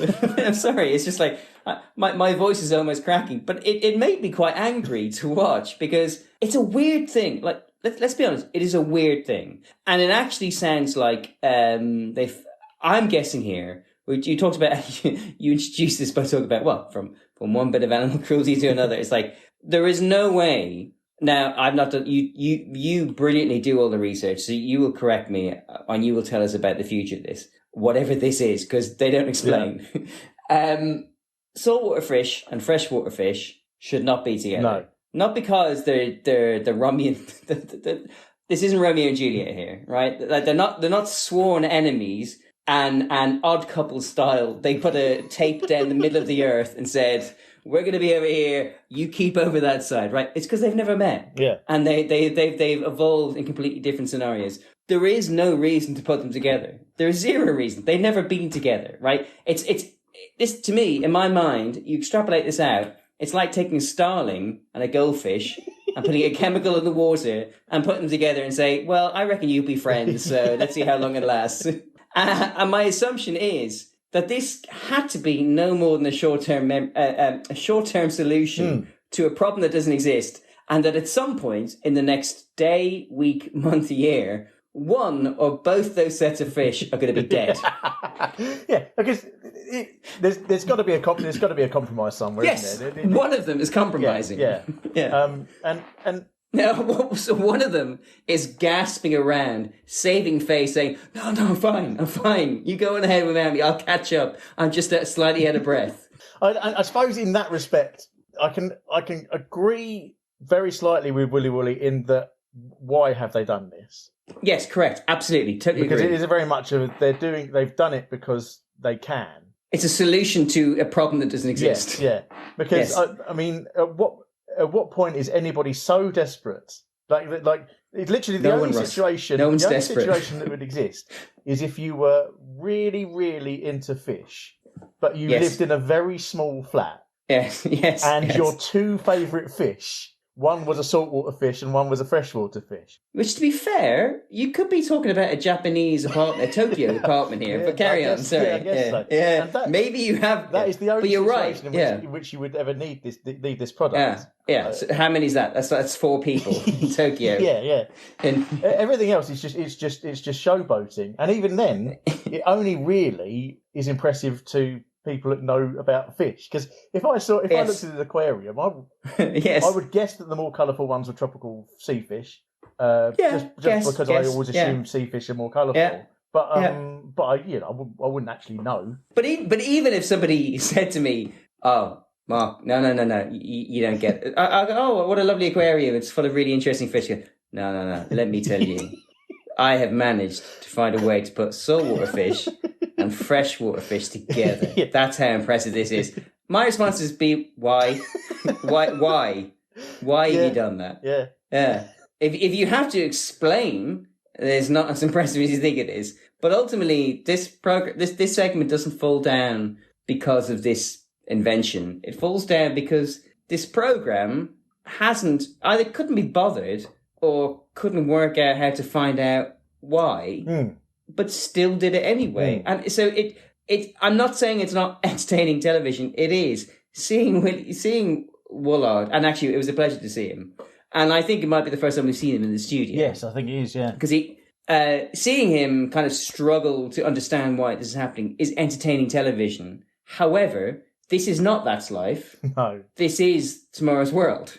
Yeah. You're not supposed to tell us that you don't know. You're supposed to tell us how this will do something. And so, I don't know, it's actually, do you know what? This is embarrassing. There we go. Well, it's like the and finally of News at 10, isn't it? Basically. Yeah, it was News at 10, yeah. So, I think that's the idea that they're going for. But they've really... Swing and a miss. Once again, though, and I'll say it again, beautiful colours. So, guys at home, those aquariums look amazing. They do. They really do. Yeah, they're an explosion of colour. Yeah, they really are. They look fabulous. Doesn't justify it though. So, I'm sure you're absolutely desperate to know because I have to say this is. I think I'm not uninterested. I would not have been surprised if this was an April Fool's thing because it seems so insane. That it shouldn't exist, but it really did exist. So, as he says, it's a Japanese invention. But the way I managed to find out about it, because I, much like Willy Woolly, can't speak Japanese, I did find an American website. So there's a company in America called Cordon with a K, and the Japanese sold the formula to them, and they promoted it in America. and they promoted it as Wonder Water in the 1970s. Okay. And there's a bit where Willy Woolly says that that it's been tried before, but they use sugar instead of salt, which sounds cruel. Anyway, sorry, yeah. Which is one of those things where you think, forgive me, Russ. Are you even scientists, or are you just using something that looks the same? Forgive me, and I don't mean to sound crass or cheap, and I'm not belittling this, but this sounds like Junior Dr. Mengele. Do you know what I mean? Yeah. Like it's like, hey, just pour sugar in and see what happens. Yeah, they're only fish. Who gives a shit? They're only fish. Who cares? Yeah. I'm sorry. I don't mean to belittle it, but it's that kind of level of like infantile, immature. You know, because kids would do that. Yeah. Anyway, sorry. Carry on. Yeah. Forgive me, everyone. Please forgive me. But this Wonder Water stuff was actually kind of like, it was monosaccharides and polysaccharides, which are sort of different like types of sugar. So Willy Woolly unwittingly actually identifies what it is, but presumably whatever this combination of it is doesn't ferment after a few days, turn into booze and kill the fish. They managed to somehow control the levels in some sort of way. But the Cordon website is actually quite good, because they're quite sort of open about it and what it was, because obviously you can't buy it now. They found out that there was absolutely no limitations on what fish you could put in these tanks. Like it worked with basically any fish could go in there and they'd be all right. Possibly not, optimum, but they wouldn't die. But the problem was, as Willy Woolly points out, is that sea fish are double hard bastards and freshwater fish are absolute wimps. So if you put the two of them together, no matter what size difference or anything between the two, the seawater fish will just go for the freshwater fish and just kill them, like just attack them just on sight. So it turns out, what does it say? This is the quote from the website. It said, "It quickly became apparent that in outright pugnacity and weaponry, most tropical freshwater fish were no match for tropical coral reef fish. For the kinds of freshwater fish tried, only catfish were able to hold their own. Even what were thought of as shy little marine damselfishes wasted no time in attacking all freshwater fish, no matter how much larger in size they were. Scales were seen to be flying off the freshwater fish wherever they were. They were totally unprepared. They were totally unprepared for the attacks and clearly could not believe what was happening, making little effort at first to protect themselves until finally comprehending what was going on and trying to escape to whatever hiding place they could find." Oh, for Pete's sake! Yeah. So don't bring a freshwater fish to a seawater fish fight. Exactly, yeah. And this is on the website of the company that made and sold this product. I have a quote for you as well, Russ. This comes from the famed scientist, Dr. Ian Malcolm. Your scientists were so preoccupied with whether or not they could, they didn't stop to think if they should. Yeah, exactly. Yeah. Oh my God. So God knows how many. That sounds awful. I love the fact that they say that the fish looked, was it confused or whatever? The fish didn't understand what was going on. They could not believe what was happening. Clearly couldn't believe what was happening. So not only do they find fish that had a belief system and an understanding of their own scenarios, but they... Oh my God. I thought the pig stuff was bad. This is worse. Yeah. But yeah, so then the company goes along to say, it says, unfortunately, it was not possible to get this point across to the public. Or the fish. That the fish just would not gel. They don't mix. I mean, it's very... Yeah, because you're selling a product that specifically allows fresh and seawater fish to mix. Of course, it's not going to get. What are people at home supposed to do? Why would you add it to the water if you're not doing that? So fair on the company. Cordon, they withdrew the product, recalled it all, and dumped the lot in landfill. Thank God they didn't dump it in the sea or a lake. Yeah. Sort of went. Like sort of long-term aquarium people remember it, but it sort of very much disappeared off the radar, because there's now a new some other Japanese person came up with GEX Magical Water, which was unveiled in 2009. And this isn't sugar. This has got like electrolytes in it. So basically, I don't know, is it Gatorade? It's got electrolytes in it. It's got what plants need. Yeah. Yeah. It's got electrolytes. Yeah, Gatorade. But they had there's a video from an aquarium trade fair of this stuff, and there's some Finding Nemo style clownfish in there, and then some other freshwater fish. Don't know what they are. Noticeably, at opposite ends of the tank from each other, and there's a lot of chat on the aquarium forums. People going, "Well, this can't possibly be real," and like trying to like suggest shenanigans that they're not really in the same tank together. And then there's some older people going, "Oh no, they tried this in the 70s. It was a massive disaster. Again. Yeah. Can't believe they're trying it again." But what I think what's quite nice is all the people in the forum are saying, "Well, this is really horrible. This is really cruel. I don't think we should be doing this." So obviously, clearly, aquarium people, despite keeping their fish in captivity, do at least have some sort of concern for their welfare. What a happy ending to our podcast. Yeah. Those who learn from history are not condemned to repeat it, Russ. No. They have longer memories than your average goldfish. Goldfish. Yeah. Well done. Oh, that's nice to know. Still, though, they could have asked the Japanese why they did it. Though it turns out they probably would have got an incomprehensible response. Yeah, and that's it. That's the episode. Well done, everyone. I kind of like. Here's the thing: like, if it had finished on the Michael Rodd VT or the first VT, the boat one, like I'd have been skipping off into this. I say sunset. We've been doing this for 4 hours. The sunset ages ago, but I'd have been skipping off into the metaphorical sunset. But because I watched this and it finished with houseplants, grass juice. And then torturing fish. It's like, I didn't quite understand, how am I supposed to feel when I walk away from this? Confused is like the best emotion you can possibly come up with. Yeah. Anything else is going to be worse and more negative. Although, to be fair, it could have been worse. It could have finished on the soil dampness meter. Oh, that's true. Yeah, it could have finished in the house plants. Yeah. Oh, yeah. The moistometer.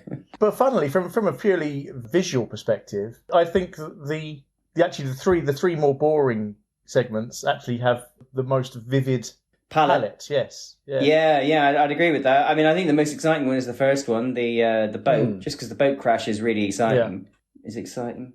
It's interesting. But no, I think you're right. The latter ones are definitely definitely have I reckon 9 episodes in, our baseline for excitement is so low now. Oh God, what are we doing? So tune in for the next episode. Actually, that truly is exciting, to be fair. No, yeah. If anything, like, we won't do it justice. Like, it'll be the worst episode we do because the episode is chock full of fucking madness. Yeah. But hey, you spent a good, 3 hours listening to this, so you're in. You're in with us now. It's the sunk cost fallacy, isn't it? Yeah, yes, it is. Yeah. If we're all going down like the orange man at the beginning, we're going down together. Should we do it? Should we give this podcast purpose by auditing it? Yeah, I hope you've not spilt too much liquid on the old ledger there. I hope you've been keeping it dry. No, I have. I deliberately bought a large base wine glass with me. My podcast juice, as Michael Jackson might call it, so that it doesn't spill. Yeah, ledger. There we go. I've opened it. No, that was me closing it. Year and context. So 1974. Now, neither of us were born then, so this is going to be surprising to us. Normally we start with the cinema box office. Cinema box office, yes. I think I've mentioned it in a previous episode.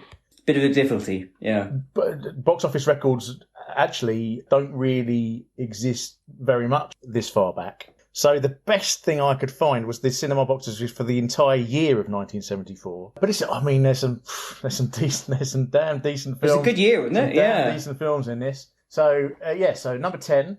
Murder on the Orient Express. Oh, that's a good one. Better than the most Is that Ustinov as Poirot? Yes, it is. Yeah. Number 9, The Longest Yard. Obviously, my personal favourite. Your boy Burt. Big old Burt Reynolds. You are a big Burt Reynolds fan. Number 8, The Life and Times of Grizzly Adams, which is one of those I hear references to Grizzly Adams quite a lot. Yeah. I've never seen, nothing I've ever seen. I've seen it as a kid. I assume, therefore, must have been on Irish TV, maybe like RTE or something like that. Probably because they had a higher import level from the States. Yeah, I mean, it leaves no connection. It feels like one of those things that Americans have more of a like Davy Crockett, like it means nothing. Just didn't travel well. Yeah. Number 7, Airport 1975, which is funny because it's not 1975, but no, indeed, yeah. I suppose it gives it more legs, I guess. If you yeah. Number 6, Godfather Part 2. I was going to ask, did one of the I thought Godfather 2 came out in 74, and that is good. Yeah. Only the 6th big. Well, I suppose I don't know where. Yeah, go on. Number 5, Earthquake. Oh, jeez, Louise, that's not good. Number 4, Young Frankenstein. Oh, that was the 4th biggest film of the year. Yeah. That is so fantastic because I love that film. Yeah, it's amazing. I really love that film. Yeah, a rare Gene Hackman comedy as well. He's not in a lot of comedy stuff, is he? Really? Not of that quality. No, he's so good in that. And Madeleine Kahn. Yes, is just immense. Taffeta, darling, Taffeta. I could watch that film over and over again. Absolutely brilliant. When he stabs himself in the leg. Oh, anyway, sorry, Russ. We're not here to talk about films. I think there's might be a few podcasts out there where they talk about films already, Mark. I think that. Oh, the second I said that, I thought there might have been a gap in the market. Yeah. So number 3, I've never heard of this one. The Trial of Billy Jack. No, I've never heard of that one. No, not at all. No, hang on, I've got the Google. I've got the Google here. I've not heard of it. Yeah, it is. Hang on, let's have a look. Oh, it's a western. That doesn't surprise me. It's a western. Okay. Ooh, blimey! It's only got 4.6 on IMDb. Really, and it was the 3rd biggest film of the year. Yeah, and I don't recognise any of the names of the people in it. 4.6. That's really difficult to get. 4.6. Tom Laughlin, Dolores Taylor, Victor Isay, Teresa Kelly. I've not heard of any of these people. Wow, that's weird. Who directed it? Weird, isn't it? That is really weird. It's directed by Tom Laughlin, written by Tom Laughlin, and starring Tom Laughlin. Well, he lucked out, didn't he? Number 2, Towering Inferno. When you said Earthquake, I wondered if Towering Inferno would turn up. Yeah. And number 1, the Mel Brooks double whammy, Blazing Saddles. Fabulous. Speaking of Madeleine Kahn, she is so good in that. Yes, isn't she? Yeah. It's true. That is a good top 10. I think that's slightly. I might do a little Mel Brooks rewatch. Actually, I've not seen any of them for a long time. I think they fade over time. Oh, they definitely do. But yeah, God, if Young Frankenstein was on right now, I would happily sit down and watch it. Yeah, that's a good top 10. That's a really good top 10. Yeah, the audience had taste back then. There's no way that an out-and-out comedy would be number 1 at the box office these days, would they? Not at all. Let alone two of the top 5. Yeah, and quite, I think, quite cerebral, clever, satirical comedies as well. They're not, anyway. Hey, Russ, pop chart. Yeah, this pop chart is. I've got to say, I've heard of plenty of the artists, but not the songs. Not Curious. really. I mean, yeah, they might all be absolute solid gold bangers. I don't know, but we'll do it anyway. Number 10 is "Break the Rules" by Status Quo. Never heard of it. Exciting. Number 9, "If I Didn't Care" by David Cassidy. Wow, never heard of it. Number 8, "I See a Star" by Mouth and McNeil. Never heard of them or it. No. Have you heard of it? No. Mouth and McNeil. Mouth and McNeil, yeah. To be fair, if Al Needham's listening to this, he's probably pulling his... well, he hasn't got any hair, but he's pulling his clothes off or something. I don't know. He's probably furious with this, not knowing any of these. Number 7, sorry, Judy Teen by Cockney Rebel. Okay. No. I mean, I've not heard the song. Number 6, "The Night Chicago Died" by Paper Lace. I have heard that song. Number 5. I couldn't hum it. Number 5, I do know this one. "There's a Ghost in My House" by Ardeen Taylor. Yeah. Number 4, "The Streak" by Ray Stevens. The only thing I know about Ray Stevens is he does the theme music to Cannonball Run. Cool. Number 3, "Hey Rock and Roll" by Shawaddy Waddy. Number 2. Well, this is topical. This town ain't big enough for the both of us by Sparks. Wow. Having a big old publicity blitz. Aren't they days, just, aren't they? yeah. And number 1, Sugar Baby Love by the Rubettes. Oh, okay. But I assume that's a re-release, is it? No, I think you're thinking of not the song. Baby Love. Yeah. Yeah. No, Sugar Baby okay. Love is a bloke doing a very, very high falsetto sort of glammy, not glammy, sort of like if you heard it, you'd know it. Can you do an impression? No, I can't. So no. No. Okay, price of a house, 1974. Oh, here we go. Well, Mark, a mere £12,973 for a house. So what's that? That's 6 and a bit boats. Yes, yeah, it is, yeah. Yeah. Okay. Yeah, they're a bargain, aren't they? Absolutely. Yeah. It doesn't specify how high the sink is in that house, but yeah. Very good. Yeah. We bought our house. We had to fill it. Yeah. How many pint of milk? Pint of milk, 20 pence in today's money. That is £2.18. Gee, I just don't. I don't. Every time you say this, it just shocks me. I know. God damn and blast. How many episodes do you think we're going to get? And we know they're not. Before we stopped being shocked by the price of a pint of milk. I don't know. Not 9. The consistency of the price of a litre of petrol. Oh, which, don't spoil it. Which you'll be glad to hear was 11 pence, which in today's money is £1.19. It hurts my head. The thing is, we know they're not treating those cows well. No. So where's that money going? Don't know. Well, yeah. All right. Yeah, God knows. Argos Cartlog? Oh, sorry, just one more thing. Sorry. Average salary. A pint of beer. Average salary. Average salary is £1,800 a year. And yes, pint of beer was, where is it? Oh, yes. An absolute Spoons-esque 22.5 pence, which is only £1.64 for a pint of beer. That's not bad. Yeah. Delicious. Yeah. Yes, so no, I managed to find the Argos catalogue this time. Yeah. It is only issue number 2. It's only the second ever Argos catalogue this year. That reminds me when I was in India on a school exchange trip, and I walked past a music shop, and they had in the window, and I regret not buying it, they had in the window, now that's what I call music 2. Should have bought it, Russ. Absolutely. Probably worth a fortune these days. Oh. But I thought the most interesting thing was that this Argos catalogue, it costs money. You had to buy it. You had to buy it? Oh. And it cost 20 pence, which in modern money is £2.20. Imagine get out of town. Shelling out £2.20 for the Argos catalogue. Yeah, but I wouldn't. Look online. Wow. To be fair, though, there's some pretty amazing 1970s stuff in there. It was quite a pleasure browsing through it. Good. But I found the kettle in there. Of course, the mighty. Oh yeah, the mighty Russell Hobbs. Blah blah blah. Yeah. Chrome plated, 3-pint capacity, £8.30, which in today's money, £90. Wow. Yeah. So that's expensive. Yeah. So people, tea drink. That's almost a litre of milk. Yeah, because tea drinking. But again, it's expensive. How much tea people used to drink. Yeah. There's a real investment. The amount they're paying for it. Yeah.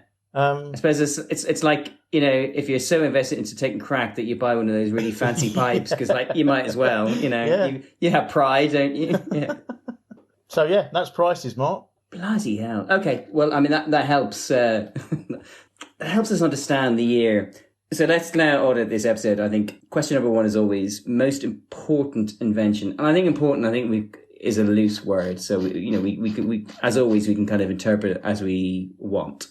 It's not the boat brolly that much. No.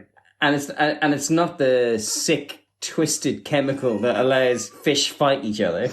No. I think probably it's the kidney thing, like in terms of understand. Yeah. Considering there was no understanding of the kidneys, and then immediately after this there was a lot of understanding of the kidneys. Yeah. I can only assume that this little bit of research was very important in the understanding of how kidneys work, and Well, we don't have any information to the contrary, No. so I think I agree with you. I was looking back at the list and I think, like, yeah, actually, that was the one that feels like, literally, it's just a segment where they show us a film, but it actually feels like that might have been a bit of a breakthrough moment. Yeah. So I'm happy with it. And invention is not the right word, but we're playing fast and loose with this. Next question: the most worthless invention. I think it's very obvious. It's the aquarium. It's the the centrist aquarium. It's somebody invented a Thunderdome for fish, and then withdrew it when they couldn't persuade people to stop fish fighting. All right, next. Most inaccurate prediction of the future, that everyone owns a yacht. Yeah, there's that. There's also the idea that there's a protein deficit. Yeah, that's a good shout. Because that grass juice is the solution. Yeah. It's a made up solution to a made up problem. I think that's a good shout. Worst screw up by the presenter. It's not really Raymond's fault. And he does an admirable job of recovering. But there's the bit where he does talk a bit of rubbish when the auto cue fails. Or there's also Raymond pouring water all over the studio floor. Or Wooly just not doing any research into the one small segment that he had to present. Just absolutely not bothering. Just really phoning in his research there. But I don't know. What do you think? Well, I think when we wrote this, we were thinking of like an unprofessional, slightly unprofessional, slightly embarrassing moment, right? And so a little bit of mush mouth every now and then is like an amusing answer, Swally or Grizzle or something weird. Yeah. So I'm going to throw something out here. I'm going to throw some of Michael Rod's presentation when he's in Newcastle.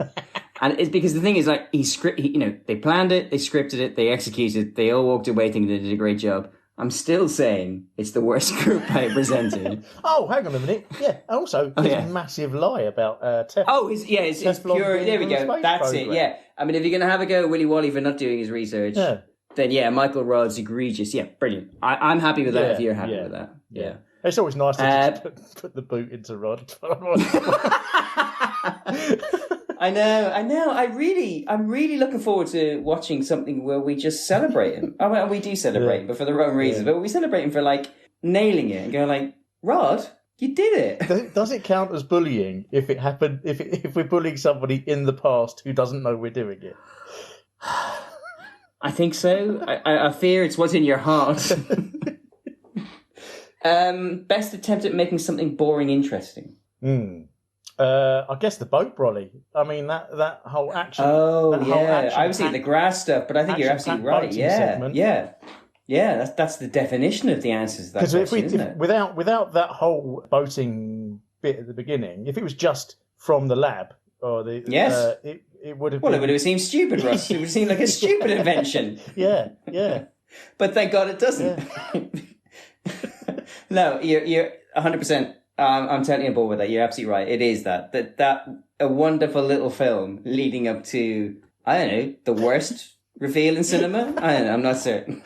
We already answered this. Best use of music, which is the terrifying organ, the discordant organ. Which I suppose in many ways describes the kidney at the time. No one understood or everyone was confused. It's known by doctors. It was the discordant. Worst furniture.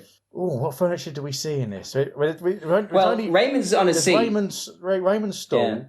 There's I don't know what the cupboard that he gets the brolly out of. Well, hang on. The seat Orange guy sits on in the experiment. Oh yes, yeah. But here's the thing: unlike Supergrand's Lazy Boy, both those chairs are functional and appropriate. So maybe we can say there is no worst furniture. No, it's a fairly furniture-free episode, I would say. It is. It's relatively light. Yeah. Did we see anything in the episode that made it through to the future? Well, absolutely. Yeah. Well, the boat probably made it to the future, but failed. Yeah, I'm actually shocked. Not shocked. I was pleasantly surprised. I'm pleasantly surprised it existed up until, what was it, 2011, 2013 or something like that? Like up until like less than 10 years ago. I think that's really incredible. I'm not terribly surprised that it faded away, but it's amazing that it took 40 years for people to realise because we watched it and we're like, no, write that off. And yeah, God bless that company in Oxford or whatever they were. Do you reckon? Do you reckon they were just like constantly just hemorrhaging cash? Like there was a whole. They needed a bank account brolly.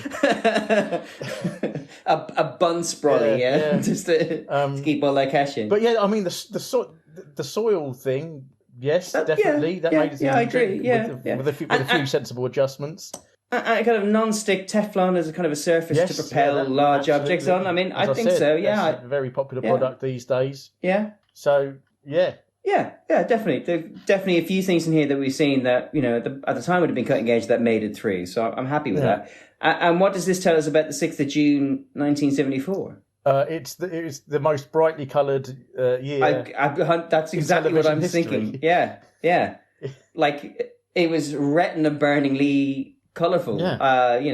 If you happen to be alive in 1974, tell us how you can see now, because I don't believe you're not out there kind of palming your way around the world trying to guide yourself, because how can colour now be in any way as vibrant? Yeah. It's astonishing. It's genuinely astonishing. Yeah. I mean, there's that. Obviously, there's always that the old cliche that something is like something on acid. Yes. Yeah. But I feel like this is like Tomorrow's World on acid. On acid. Yeah. I totally agree with you. Brilliant. I mean, that is the end of the audio. But Russell, as you are aware, but people aren't at home, I've added a news section to this podcast, because what I realise is that in a way, so obviously we've taken these individual episodes as they come, as they are, and we view them in the context of this set of questions that we add to over time. But we've also begun to notice things across the episodes, even though there's 30-something years apart from each other. There are things that you and I have identified as tropes. Yeah. TW tropes, if you will. Maybe they say as much about us as they do about the television program. But between the two of us, we've got a bit of a checklist that I think we should examine each program based on this. Some of them won't be appropriate. Not every episode will have a full checklist ticked. But I've got my little fancy pen. I've got my iPad. I've got a checklist. First things first. First trope. These aren't in chronological order. They're just as we remember them. Presenter having to speak over loud sounds, Russ. Well, we got at least 2 of those this episode. Bingo, bango, bongo. Yes. Yeah. Oh, absolutely. Poor Lynda Berry, especially. Maggie Philbin's sleeves don't match her body, Russ. No, I think we're going to have to leave that unchecked for this episode. So, yeah. I mean, she might have been at home in a baby grow. True. Well, baby dungarees, I'm assuming. Yeah. Actually, no, she wouldn't have been that young, would she? She probably would have been like a teenager or something. But yeah. Well, she might have been dressed inappropriately. I don't know. For her age, that's her parents' fault. Stanley Kubrick reference? I'm not sure we've had one this episode. I mean, no, I know we tried to crowbar one in with the opening credits, but I think that's on us. That's not on them. I'm not sure there is one. No. Although that discordant organ music. Puts to mind. Some of his use of discordant music. No, I'm clutching at straws here. No, I know you're going, but that's a bit too. Yeah. Check 4. Something to do with oil rigs. Check. Bing. Suspiciously obvious brand name on the ad-free BBC. No, I don't think I saw any product mentions. I think the back in this era, I think they were particularly. They were very scrupulous. Particularly strong. Like even the construction company in Newcastle, no idea who they were. If we could read Japanese, we might be able to read what the brand name of that very solution true was, because he holds up the bottle to the camera. But yes, but I think they're relying on us. Well, they don't read Japanese, as they quite famously point out. So I think they're relying on none of us doing it as well. Clear and blatant lying. Once again, another double whammy here. We've got Rod. Unfortunately, if I check it twice, it unchecks itself. So I'm going to leave it checked just once. But yes, it's at least. I like the fact that I've got the Google document up here. Oh yeah, you can see me check it, and you are genuinely checking it. Oh, I am. Yeah. I'm taking this very seriously, Russ. Yeah. So double whammy. We've got Rod lying about NASA Teflon and and Barry. I've got a name. Barry. I think Barry. I thought it was Lynda Berry. Yes. Lying about carrot juice. Yeah. Evil farmers. I mean, that's a. This is hardy perennial, isn't it? Farming. Yeah, absolutely. And then finally, casual sexism. Absolutely, that's a big old tick with that one as well. Big old tick. Hang on. There we go. It's going to have to be a small one for the moment, but I'll make it bigger later. Lovely. That's what's that? Yeah. That's it's 5 out of 8. Which is not bad. I mean, we may well add to the list as we remember. I mean, I was thinking about adding Michael Rodd reminds you of Alan Partridge, but then that's not really a trope. That is just. That's just checking whenever he turns up in an episode. Yeah. That seems unfair. Yeah. That's like shooting fresh and saltwater fish in a barrel, Russ. And God knows there's nothing left because they'll have killed each other. Exactly. Yeah. So there we go. That was 6th of June, 1974. Perfect. Anything else? Anything else to add? We're all 1974 out. I find this period really interesting. That's all I'd say. It's like we've only seen was it 65, 74, and 76. Yeah. And we've seen a fair few 80s because obviously we're drawn to that. 80s and 90s, we're drawn to that because like that's when we were watching it and kids and alive. But this, I really am fascinated to find the point in Tomorrow's World where it flips from being the Raymond Baxter program to being the Judith Howard Stapleford program that we know. Yeah. And this doesn't feel like the missing link, but this feels like we're getting closer to it. And I'm really, really interested. And maybe the flip is when Raymond Baxter leaves and they all feel brave enough to... But yeah, it's an interesting watch. It really was. Like, it's not great television, or at least half of it isn't great television. I think half of it is really enjoyable. But yeah, I find this period fascinating, and I look forward to going back to it again. But I know it's also probably one of the periods where there is less available for us to have a look at. Oh yeah, definitely, yeah. It was much more of a struggle finding this than the previous ones. Sadly, I'm assuming there's every episode from the Death Rattle. Of course, yeah, in triplicate, I'm sure. Don't want to lose those. Well, Mark, one of the advantages of living in Amsterdam as I do is how many boats there are available. Yeah, of course. So I've got a real thirst for seafaring now. Yeah. So I've decided I'm going to grab my bolly just in case. Yeah, please do. Nip down the nearest canal and see if I can get myself a boat. Oh, Godspeed, Russ.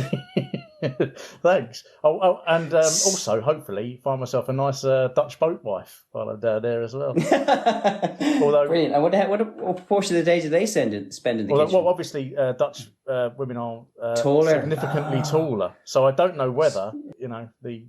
Better start jacking up that sink, Russ. Yeah, I'll take a jack along with the brolly as well.